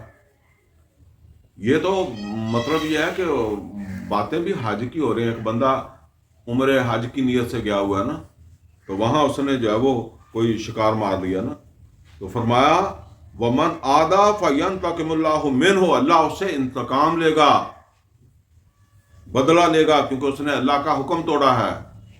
واللہ عزیز ذو انتقام، اور اللہ تعالیٰ جو ہے وہ عزیز بھی ہے اور انتقام لینے والا بھی ہے. کیا مطلب ہے؟ مطلب یہ ہے کہ بعض اوقات ہم انتقام لے نہیں سکتے، غصہ آتا رہتا ہے. کسی آدمی نے ہم سے زیادتی کی، ہم اس کا بگاڑ کچھ نہیں سکتے. اکثر و بیشتر یہی ہے نا کہ جو ہے نا وہ کوئی کسی دفتر کے اندر کسی جگہ کے اوپر آپ کے ساتھ زیادتی ہو رہی ہے، آپ کر کچھ نہیں سکتے، بس غصہ تو آ رہا ہے، ناراضگی تو ہو رہی ہے. تو اللہ کو جب ناراضگی آتی ہے تو اللہ کا یہ مسئلہ نہیں ہے کہ میں اس کا کیا کروں، یہ میرے بس میں نہیں ہے. اللہ تعالیٰ جو ہے وہ عزیز ہے، اللہ سے زیادہ طاقتور کوئی نہیں ہے. جس پر اس کو غصہ آ گیا یا جس سے اس نے انتقام لینا ہے تو پھر وہ نہیں جاتا بچ کر، جسے کہتے ہیں. احل لکم صید البحر وطعام، حلال کر دیا گیا تمہارے لیے جو ہے وہ سمندر کا شکار بھی اور اس کا کھانا بھی. یعنی یہ خشکی کے جانور کی بات ہو رہی تھی. سمندر کے اندر وہ شپ چلتے تھے تو وہاں شکار وغیرہ ہو سکتا تھا. متاع لکم وللسیارہ، اور یہ فائدے مند ہے، یعنی فائدہ لے سکتے ہو تم بھی اور تمہارے قافلے والے بھی. جہاز میں 50 آدمی بیٹھے ہیں، بے شک تم پکڑ پکڑ کر ان کو بھی کھلاؤ.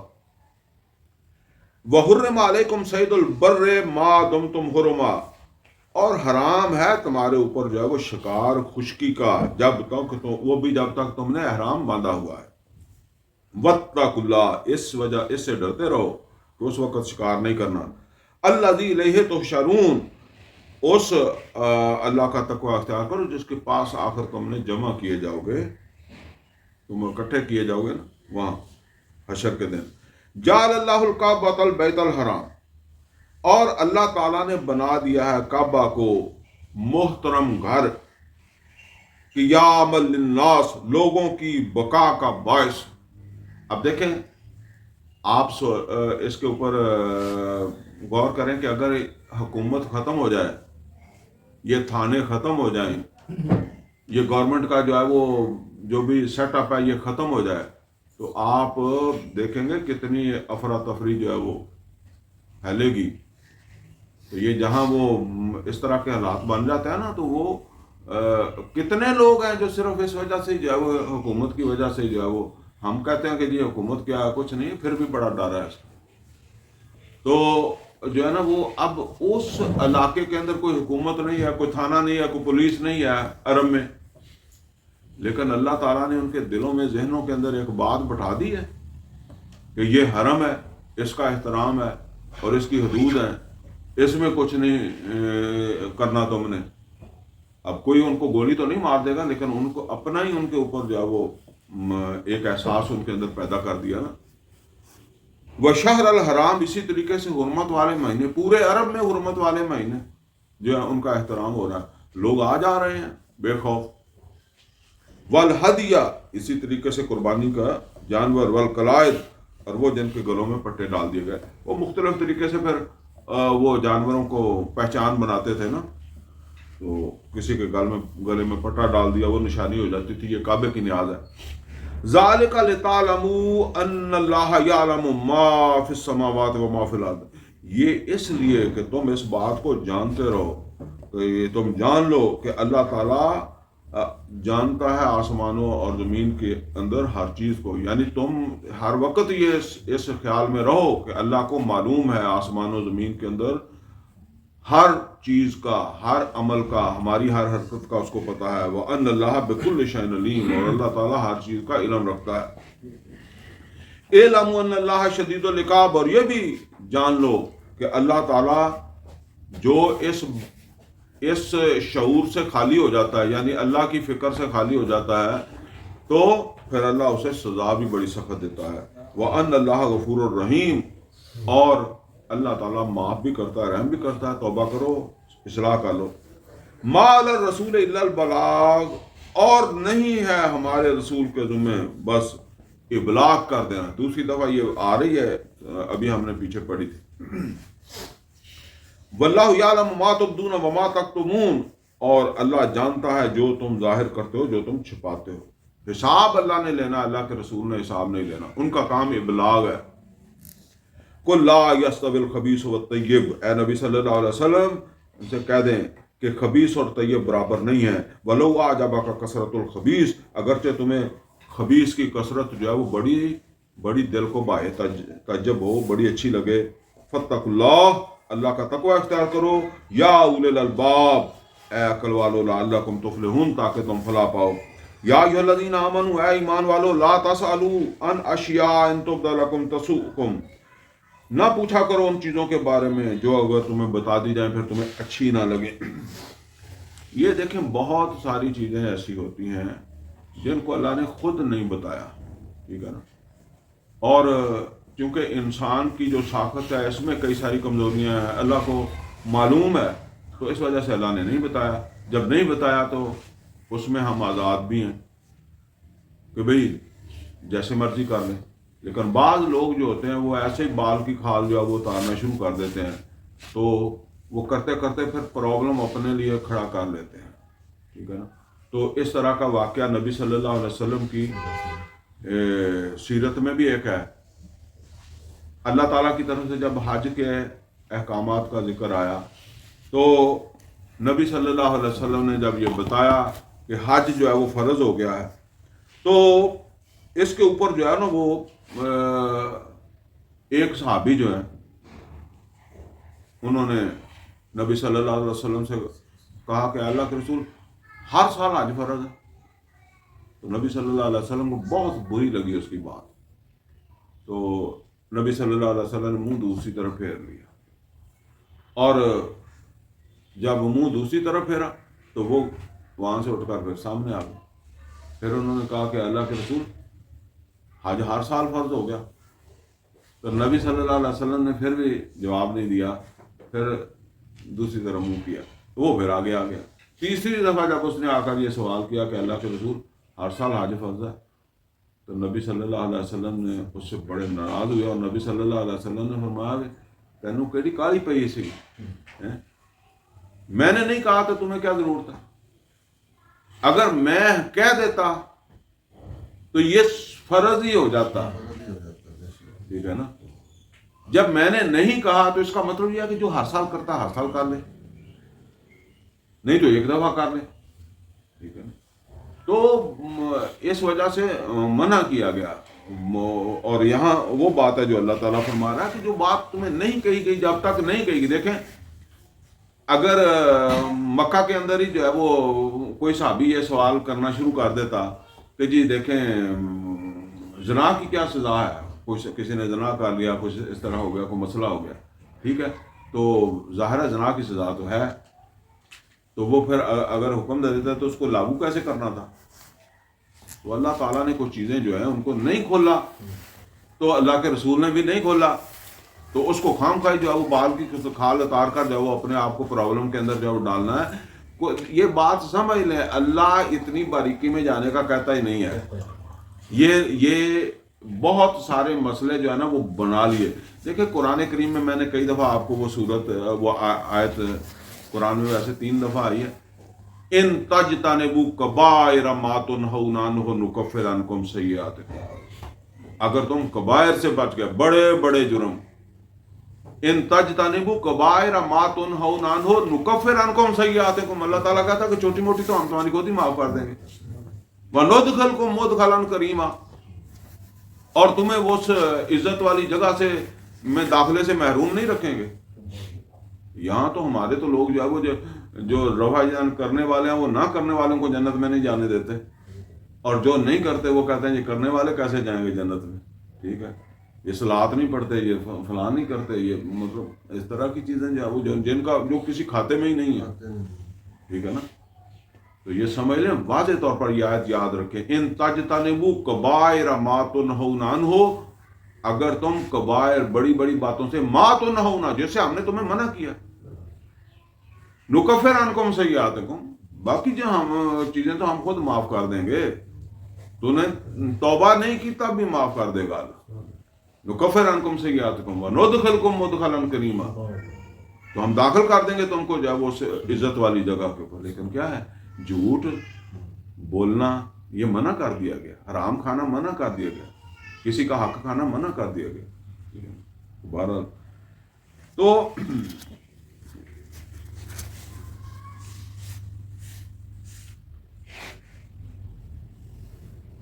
मा अला रसूल इल्लल बलागुल मुबीन, मा अला रसूल इल्लल बलाग, नहीं है हमारे रसूल के ज़िम्मे मगर इबलाग कर देना। वल्लाहु यअलम मा तुब्दून व मा तक्तुमून, और अल्लाह जानता है जो कुछ तुम जाहिर करते हो जो छुपाते हो। कुल ला यस्तविल खबीस व तय्यब, और कह दें कि बराबर नहीं है खबीस और तय्यब। वलौ अजबक कसरतुल खबीस, अगरचे तुम्हें वो खबीस की कसरत जो है वो बहुत ज्यादा दिल को तुम्हारे भाए, फत्तकुल्लाह, अल्लाह का तकवा इख्तियार करो, या उलुल अलबाब, ए अकल वालो, लअल्लकुम तुफलिहून, ताकि तुम फलाह पाओ। या अय्युहल्लज़ीना आमनू, ए ईमान वालो, ला तसअलू अन अशिया इन तुब्दा लकुम तसूकुम, उन चीज़ों के बारे में ना पूछा करो कि जो तुम्हें बता दी जाए तो फिर तुम्हें अच्छी ना लगे। व इन तसअलू, यानी मतलब अच्छी ना लगे, तुमसे हो ना सके, तो फिर जाना वो ना ही पूछा करो। व इन तसअलू अनहा हीना युनज़्ज़लुल कुरान, और अगर तुम पूछोगे उन चीज़ों के बारे में, यानी ऐसी चीज़ों के बारे में जबकि कुरान का नज़ूल हो रहा है, कुरान नाज़िल हो रहा है, तो तुब्दा लकुम, तो फिर वो तुम्हें बता दी जाएंगी, जाहिर कर दी जाएंगे। अफल्लाहु अन्हा, अल्लाह ने ही उनको उनसे दरगुजर किया, यानी अल्लाह ने वो नहीं बताई, तुम्हें नहीं बताई तो तुम क्या पूछ के लेना, जिसे कहते हैं। वल्लाहु गफूरुन हलीम, और अल्लाह ताला जो है वो मगफरत करने वाला है और तहम्मुल वाला है, दरगुजर करने वाला है, तहम्मुल करने वाला, यानी उसने कहा चलो छोड़ो इन रोड़ा च ना पाओ, इन्होंने नहीं पाया। कद सालहा कौम मिन कब्लिकुम सुम्मा अस्बहू बिहा काफिरीन, और पूछ चुकी है जो है वो एक कौम इसी तरीके के सवाल जो है वो तुमसे पहले, बनी इसराइल, और फिर वो लगी उसका कुफर करने। वो एक तो वो है ना सूरा बकरा में कि गाय कैसी होनी चाहिए, हालांकि वो जैसी मर्जी गाय का गा था, गाय पकड़ के कोई ज़िबा कर देते, ठीक है ना, लेकिन वो हर गाय की पूजा नहीं करते थे, मखसूस गाय की पूजा करते थे। तो जब वो सवाल कर कर के मखसूस गाय तक आ गए, ठीक है ना, वरना वो कोई भी कर देते पकड़ कर। ये बात, मा जाअलल्लाहु मिन बहीरा, और नहीं बनाया अल्लाह ताला ने कोई बहीरा वाला साहिबा, ना कोई साहिबा वाला वसीला, ना कोई वसीला वाला हाम, ना कोई हाम। ये असल के अंदर जो है ना वो बुतों के नाम के ऊपर कुछ जानवर जो थे ना उनको छोड़ देते थे बुतों की न्याज के तौर पर, और फिर उनको मुकद्दस समझते थे। तो उनका जिक्र अल्लाह ने फरमाया कि ये अल्लाह ने नहीं जो है ना इनको ये हैसियत दी। वलाकिन्नल्लज़ीना कफ़रू यफ्तरून अलल्लाहिल कज़िब, और लेकिन ये काफिर हैं जो अल्लाह की जानिब झूठ मंसूब करते हैं। वो बेशक मुशरक थे, बुतों को पूजते थे, लेकिन वो कहते थे ये दीन है अल्लाह की तरफ से, अल्लाह ने इनको हिस्सेदार बनाया हुआ है। वह अक्सरहुम ला याक़िलून, और इनकी अक्सरियत जो है वो अकल से काम नहीं लेती। वइज़ा क़ील लहुम तालू इला मा अंज़लल्लाह, और जब इनको ये कहा जाए कि आओ उस फैसले की तरफ जो अल्लाह ने नाज़िल किया, जो अल्लाह ने कलाम नाज़िल किया है उसकी तरफ आओ, وَإِلَى الرَّسُولِ رسول کی طرف آؤ، قالو تو وہ یہ آگے سے کہیں گے حسبنا ما وجدنا علیہ آبانا، ہمارے لیے کافی ہے جو جس پر ہم نے پایا اپنے آباء و اجداد۔ اس کی مسلمانی پھر کیا رہ گئی ہے جس کے جو اللہ کے رسول اور اللہ کی کتاب جو ہے اس کے مقابلے میں اپنے آباء و اجداد کو ترجیح دیتا ہے، اپنے کسی کو بھی ترجیح دیتا ہے، پیر کو ترجیح دیتا ہے، کسی مولوی کو ترجیح دیتا ہے، کسی عالم کو ترجیح دیتا ہے، کسی کو بھی جگہ ترجیح دیتا ہے، پھر اس کی کیا بات رہ گئی؟ یہی کام تو وہ بھی کرتے تھے کہ جب ان سے یہ کہا جاتا تھا تو وہ کیا کہتے تھے؟ حسبنا ما وجدنا علیہ آبانا، ہمارے لیے کافی ہے جس کے اوپر ہم نے اپنے باپ دادا کو جو وہ پایا۔ ان کے باپ دادا کوئی ایسے نہیں تھے، وہ بھی مسجد کے متولی تھے، یہ اسماعیل علیہ السلام سے مسجد کے متولی چلے آ رہے ہیں، تو وہ بے شک ابو جہل ابو لہب ہے، اس نے یہ جو بھی تعلیمات ہیں وہ اپنے پیچھے والوں سے لی ہیں نا۔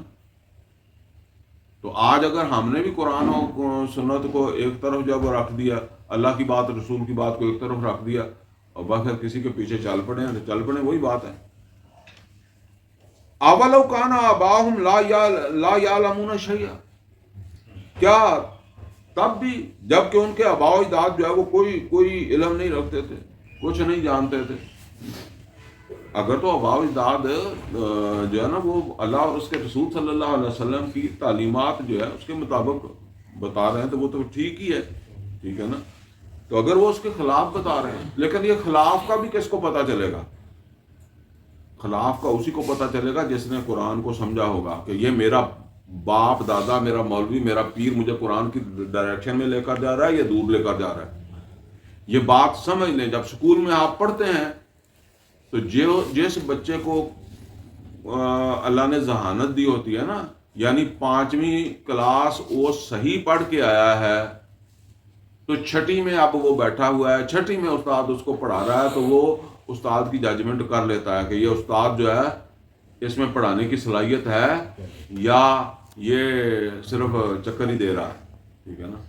حالانکہ وہ پچھلی کلاس اس نے صحیح پڑھی ہوئی ہے نا، تو اس کی بنیاد کے اوپر وہ استاد کو جج کر لیتا ہے اس میں، ٹھیک ہے۔ کئی استاد بھی تو اتنے ہی ہوتے نا۔ تو اسی طرح سمجھ لیں، اگر آپ نے قرآن وغیرہ سمجھایا تو پھر مولوی سمجھائے گا نا، تو جب وہ ڈائریکشن میں سمجھائے گا، صحیح ڈائریکشن میں، تو آپ کو سمجھ آئے گی، ٹھیک ہے۔ جب وہ ادھر ادھر جانے کی کوشش کرے گا پھر بھی آپ کو پتہ لگ جائے گا کہ یہ سیدھی بات نہیں کر رہا۔ تو فرمایا کہ اولو کان آباہم لا یعلمون شیئا ولا یہتدون، کیا تب بھی کہ جب ان کے آباء و اجداد جو ہے وہ کوئی علم نہیں رکھتے تھے اور نہ وہ ہدایت پر تھے، لیکن یہ پھر بھی ان کی جو ہے وہ پیروی کریں گے۔ یا ایھا الذین آمنوا علیکم انفسکم، یہ ایک بات آ رہی ہے، ایک آیت بڑی اہم آ رہی ہے۔ یا ایھا الذین آمنوا، اے ایمان والو، علیکم انفسکم، تمہارے اوپر ذمہ داری ہے تمہاری اپنی۔ لا یضرکم من ضل اذا اہتدیتم، اگر تم ہدایت پر ہو تو گمراہ ہونے والا تمہیں نقصان نہیں دے سکتا۔ اس سے ایک بات کی شبہ ہوتی ہے کہ میں ہدایت پر ہوں اور کوئی گمراہ ہو یا کوئی جو کچھ ہو، میرا وہ کوئی نقصان نہیں کر سکتا۔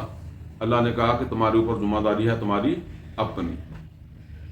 تو اس حوالے سے ایک غلط فہمی جو ہے نا وہ سیدنا ابو بکر صدیق رضی اللہ تعالیٰ عنہ کے دور میں پیدا ہوگی۔ اس آیت کو بنیاد بنا کر کچھ لوگوں نے یہ بات کہنا شروع کر دی کہ یہ دعوت و تبلیغ یا آگے جہاد یہ فرض نہیں ہے، ذمہ داری کس کی ہے؟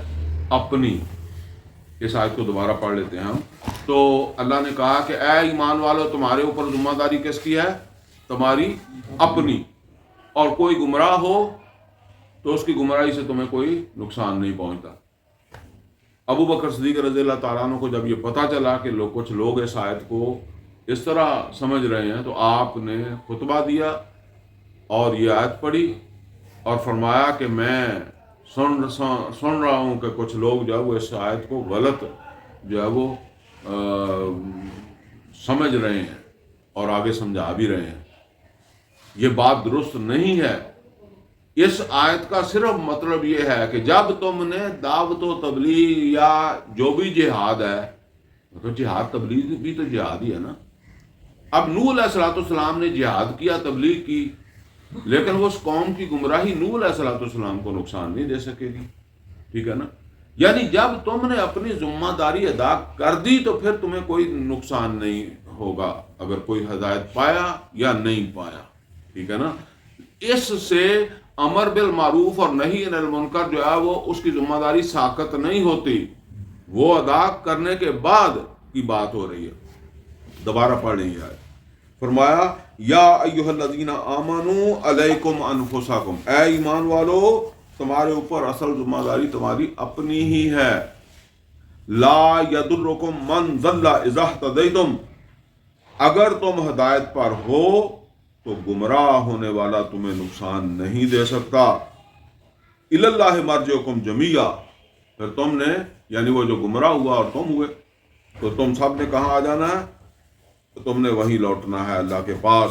فَيُنَبِّئُكُم بِمَا كُنتُمْ تَعْمَلُونَ، پھر وہ بتا دے گا تم کیا کر کے آئے. مطلب یہ ہے کہ تم نے اگر امر بالمعروف نہی عن المنکر اور جتنا کچھ تم نے کرنا تھا اپنی ذمہ داری وہ پوری کی ہے تو وہ نہیں، اس کو کوئی اثر ہی نہیں ہوا، وہ نہیں ٹھیک ہوا.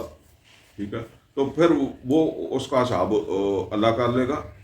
لیکن یہ ہے کہ اگر تم نے ہی اپنا کام نہیں کیا، پیچھے ہم پڑھ چکے ہیں رسول کی ذمہ داری ہے بلاغ المبین، تو پھر اگر وہ بلاغ المبین معاذ اللہ نہ کرتے تو پھر اللہ تو ان سے ہی پوچھتا نا. تو فرمایا کہ یا ایھا الذین آمنوا، اے ایمان والو، شہادت بینکم اذا حضر احدکم الموت، تمہارے درمیان شہادت اس طرح ہوگی جب کسی کی موت کا وقت آ جائے. یہ سمجھ لیں اس زمانے میں نہ استام تھے، نہ کچہریاں تھیں، نہ کچھ تھا.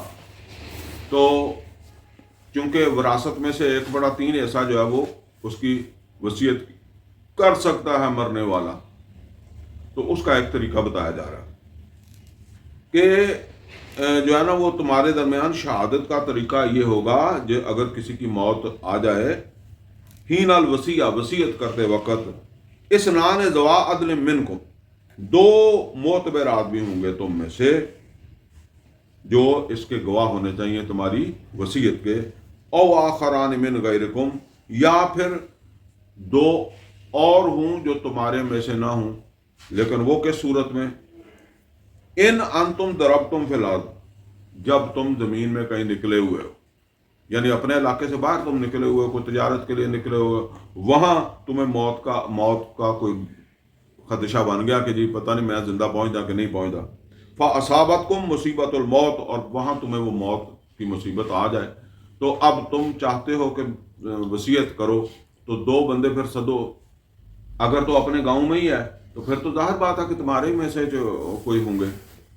لیکن اگر باہر نکلے ہوئے ہو، کہیں دور گئے ہوئے ہو، تو موت تو وہاں بھی آ جائے گی. تو اس وقت پھر وہ غیروں میں سے ہی ہوں گے 2 آدمی. تو یعنی 2 آدمیوں کے سامنے اپنی وہ وصیت جو ہے وہ کرو. اب ان سے گواہی لینی ہے، وہ 2 آدمیوں سے گواہی لینی ہے. تو فرمایا تحبسونہما من بعد الصلاۃ، پھر تم ان کو روکو نماز کے بعد. ٹھیک ہے نا، گواہی لینے کے لیے. فیقسمان باللہ ان ارتبتم، تو وہ قسمیں کھائیں اللہ کی اگر تمہیں شک ہو. یعنی اب اس نے مرنے والے نے تو 2 آدمیوں کے سامنے وصیت کر دی. اب وہ وصیت سناتے وقت ان کو مسجد میں روکو اور ان سے جو ہے وہ اگر تمہارا دل مطمئن نہیں ہے تو ان سے کہو قسم دو کہ تم صحیح بیان دو گے.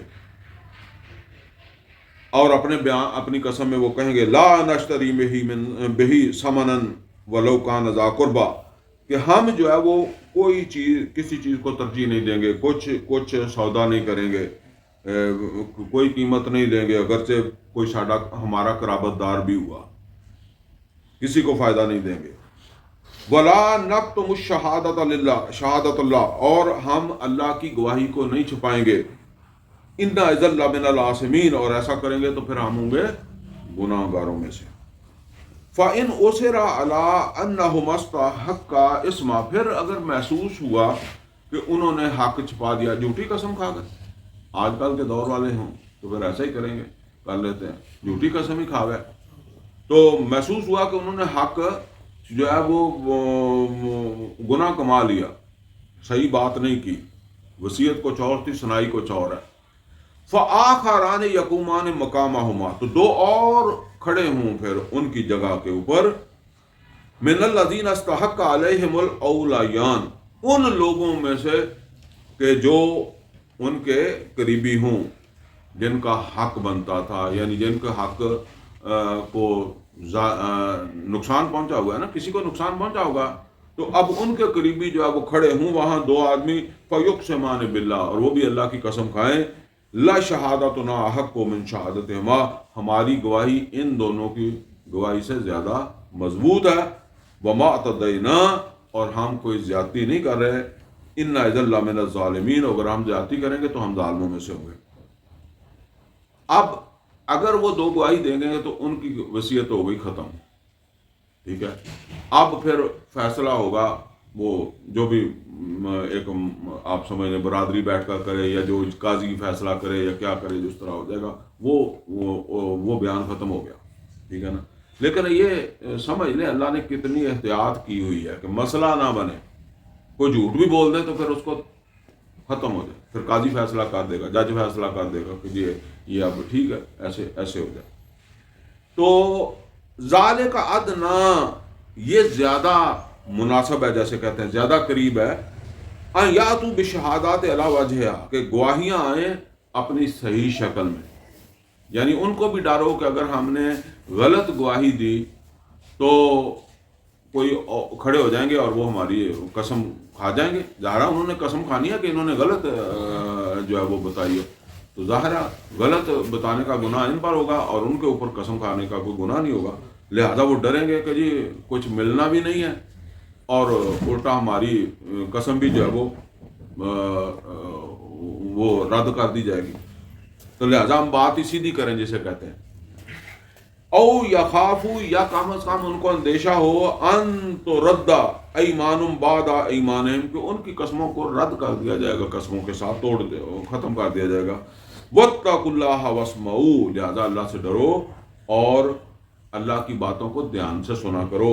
वल्लाहु ला यहदिल कौमल फासिकीन, और अल्लाह ताला जो है वो फासिक लोगों को हिदायत नहीं देता।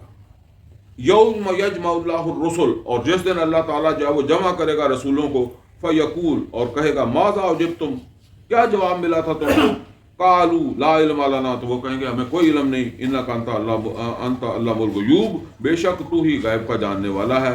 इस काल अल्लाह या ईसा इब्न मरियम, और जिस वक्त अल्लाह फरमाएगा ए ईसा इब्न मरियम, उज़कुर नेमती अलैका, याद कर मेरी नेमतें तुम्हारे ऊपर जो हुई, वाला वालिदतिक, और तेरी वालदा के ऊपर हुई, इज़ अय्यदतुका बिरूहिल कुदस, जिस वक़्त के मैंने तेरी मदद की थी जिब्राईल अमीन के ज़रिए, रूहुल कुदस के ज़रिए, तुकल्लिमुन नासा फिल महदी व कहला, और तू कलाम करता था लोगों के साथ जो है वो गोद में भी और बुढ़ापे में भी। वैसे बुढ़ापे में भी तो सारी बातें करते हैं ना, गोद में जो बात करते हैं उसकी बात है, लेकिन ये अल्फाज जो है ना वो सूरह आल इमरान की आयत नंबर 48 में भी आए थे, और वहाँ मैंने तफसील के साथ बता दिया था, अब यहाँ बताने की ज़रूरत नहीं है, बस इसमें एक इशारा है कि बुढ़ापा आएगा, बुढ़ापा भी ईसा अलैहिस्सलाम पर आएगा। इसका मतलब यह है कि जब वो गए हैं तो उस वक्त तो बूढ़े नहीं थे ना, उस वक्त तो जवान ही थे, तो 31-32 साल की उम्र थी उनकी जब उठाया गया, रफा आसमानी हुआ है ना, तो बुढ़ापा तो इसको नहीं कहते, तो बुढ़ापा भी आएगा।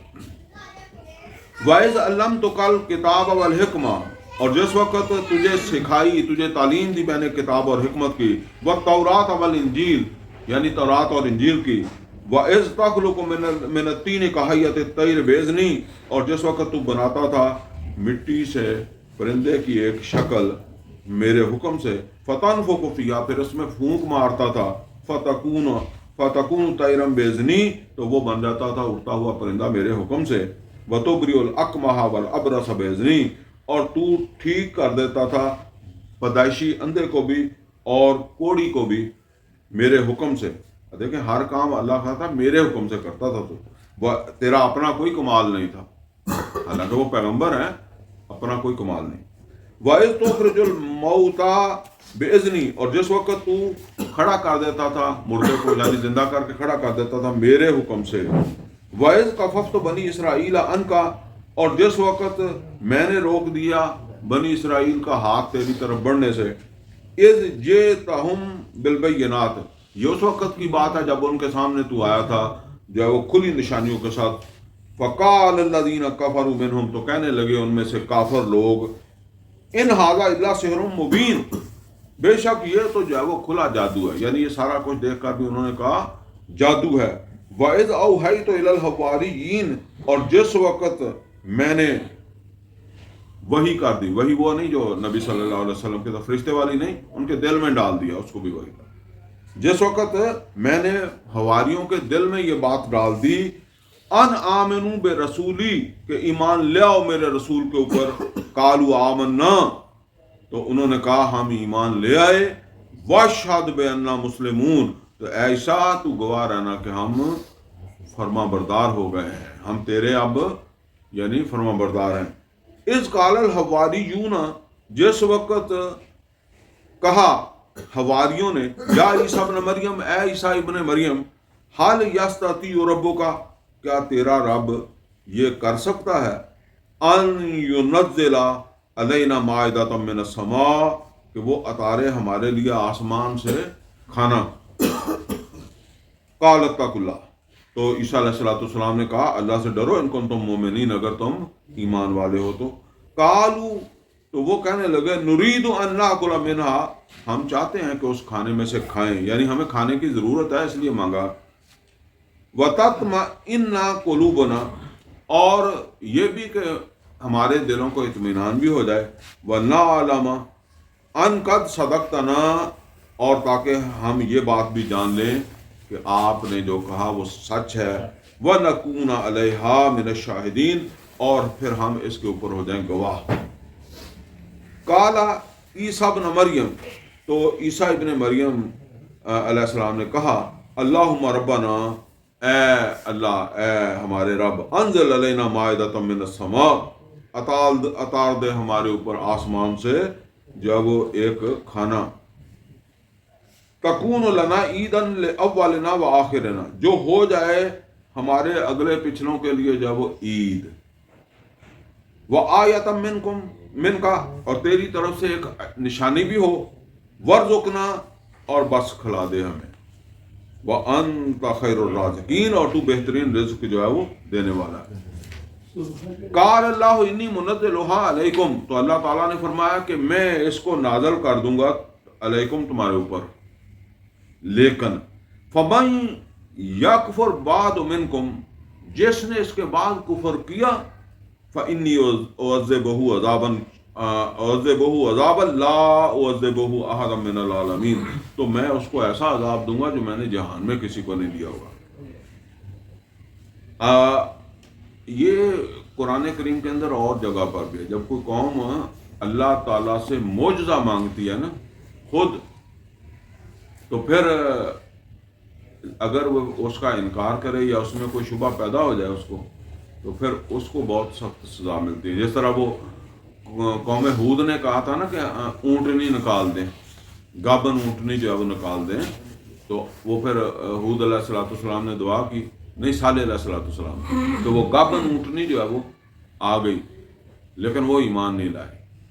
تو اس طرح اللہ تعالیٰ نے کہا کہ میں آسمان سے کھانا اتار دوں گا تمہارے لیے، لیکن اگر پھر کسی کے دل میں شک ہوا، اب یہ سمجھ لیں، ظاہر ہے وہ کھانا جو بالفرض آتا تو اللہ نے خود تو لے کر نہیں آنا تھا، تو وہ فرشتے بھی جو ہے وہ شاید نظر نہ آتے، تو کوئی بھی دل میں شبہ ہو سکتی ہے کہ جی یہ کہاں سے آ گیا، یہ کدھر سے آ گیا، یہ پتہ نہیں، تو پھر اللہ تعالیٰ نے کہا کہ اگر پھر کوئی شک و شبہ رہ گئی تو پھر میں سزا دوں گا۔ وَإِذْ قَالَ اللَّهُ يَا عِيسَى ابْنَ مَرْيَمَ، اور جس وقت اللہ تعالیٰ نے فرمایا اے عیسیٰ ابن مریم، أَأَنْتَ قُلْتَ لِلنَّاسِ، اچھا یہ جو ابھی آیات ہم پڑھنے لگے نا، یہاں ذرا بڑا غور کرنا، اللہ کیا ہے اور بندہ کیا ہے۔ بندہ بے شک رسول ہی ہے، ٹھیک ہے نا، انداز دیکھیں، یہ ہمیں سمجھانے کے لیے، یہ اصل میں ٹائم نہیں تھا، وہ پچھلی باتوں میں بھی کوئی بات ایسی تھی جس کے اوپر بات کرنی چاہیے تھی، لیکن چلیں اس پر غور کر لیں۔ وَإِذْ قَالَ اللَّهُ يَا عِيسَىٰ ابْنَ مَرْيَم، اور جس وقت کہا اللہ تعالیٰ نے اے عیسیٰ مریم کے بیٹے، أَأَنْتَ قُلْتَ لِلنَّاسِ، کیا تو نے لوگوں سے کہا تھا اتخذونی وَأُمِّيَ إِلَٰهَيْنِ مِن دُونِ اللَّهِ، تو نے لوگوں سے یہ کہا تھا کہ مجھے اور میری ماں کو جو ہے وہ اللہ کی الوہیت میں شامل کر لینا، اللہ کے علاوہ ہمیں بھی جو ہے وہ الوہیت میں شامل کر لینا، ہمیں بھی معبود بنا لینا، الہین، ہم دونوں کو بھی معبود سمجھ لینا، تو کہہ کے آیا تھا۔ اب یہ سوال کرنا ہے اللہ تعالیٰ نے کس سے کرنا ہے؟ عیسیٰ علیہ السلام۔ اور احادیث میں آتا ہے کہ عیسیٰ علیہ السلام چھپتے پھریں گے کہ میں اللہ نے یہ سوال کرنا ہے مجھ سے، ٹھیک ہے نا، مجھے اللہ کے سامنے نہ جانا پڑے۔ ایک طویل حدیث ہے جس میں لوگ جائیں گے، اے عیسیٰ تیرے اوپر تو اللہ کی بڑی رحمتیں ہیں، اللہ نے تجھے جو ہے وہ یہ معجزے دیے، تو سفارش کر نا ہماری جا کے اللہ کے پاس کہ وہ ہمارا حساب لے لے۔ تو عیسیٰ علیہ السلام کہیں گے میں تمہاری سفارش دے کر جاؤں اور وہ اللہ آگے سے میرا ہی حساب کرنا شروع کر دے کہ آجا پھر تجھ سے یہ حساب شروع کرتا ہوں، تیرے پیچھے تجھے تو معبود بنایا تھا نا، تیری ماں کو بنایا تھا، تو کہنا نہیں میں نہیں جا سکتا۔ تو وہ پھر نبی صلی اللہ علیہ وسلم کی طرف کہیں گے کہ ان کے پاس جاؤ۔ تو نبی صلی اللہ علیہ وسلم نے بھی کوئی یہ نہیں آیا کہ وہاں جا کر جی اچھا ٹھیک ہے جی میں جا کے جس طرح اسی کہنے بھی موڈے تے صافہ رکھا تھے ادھر جا کے گل، نبی صلی اللہ علیہ وسلم نے بھی سجدہ ہی کرنا ہے۔ سجدہ سب سے بڑی عاجزی ہے، یعنی نبی صلی اللہ علیہ وسلم نے بھی سجدہ ہی کرنا ہے۔ اور نبی صلی اللہ علیہ وسلم فرماتے ہیں کہ اللہ تعالیٰ میرے دل میں وہ الفاظ ڈال دے گا، یہ عاجزی کے ایسے الفاظ ڈال دے گا پھر جس کو اللہ قبول کر لے گا، ٹھیک ہے نا۔ یہ ایسے ہی ہوتا ہے جی، جس طرح آپ کا اپنا بچہ ہوتا ہے تو آپ کہتے ہیں معافی مانگ لیں، معافی مانگ لیتا تو آپ خوش ہو جاتے ہیں، آپ کے کہنے باری مانگی ہے اس کو اپنا طور پر تو خیال نہیں آیا کہ میں معافی مانگوں۔ تو فرمایا کہ تو نے کہا تھا لوگوں سے کہ مجھے اور میری ماں کو جو ہے وہ معبود بنا لینا، قال سبحانک، تو عیسیٰ علیہ السلام کہیں گے پاک ہے تو، ما یکون لی، میری یہ حیثیت نہیں ہے، ان اقول ما لیس لی بحق، کہ میں ایسی بات کروں جس کا مجھے کوئی حق ہی نہیں پہنچتا۔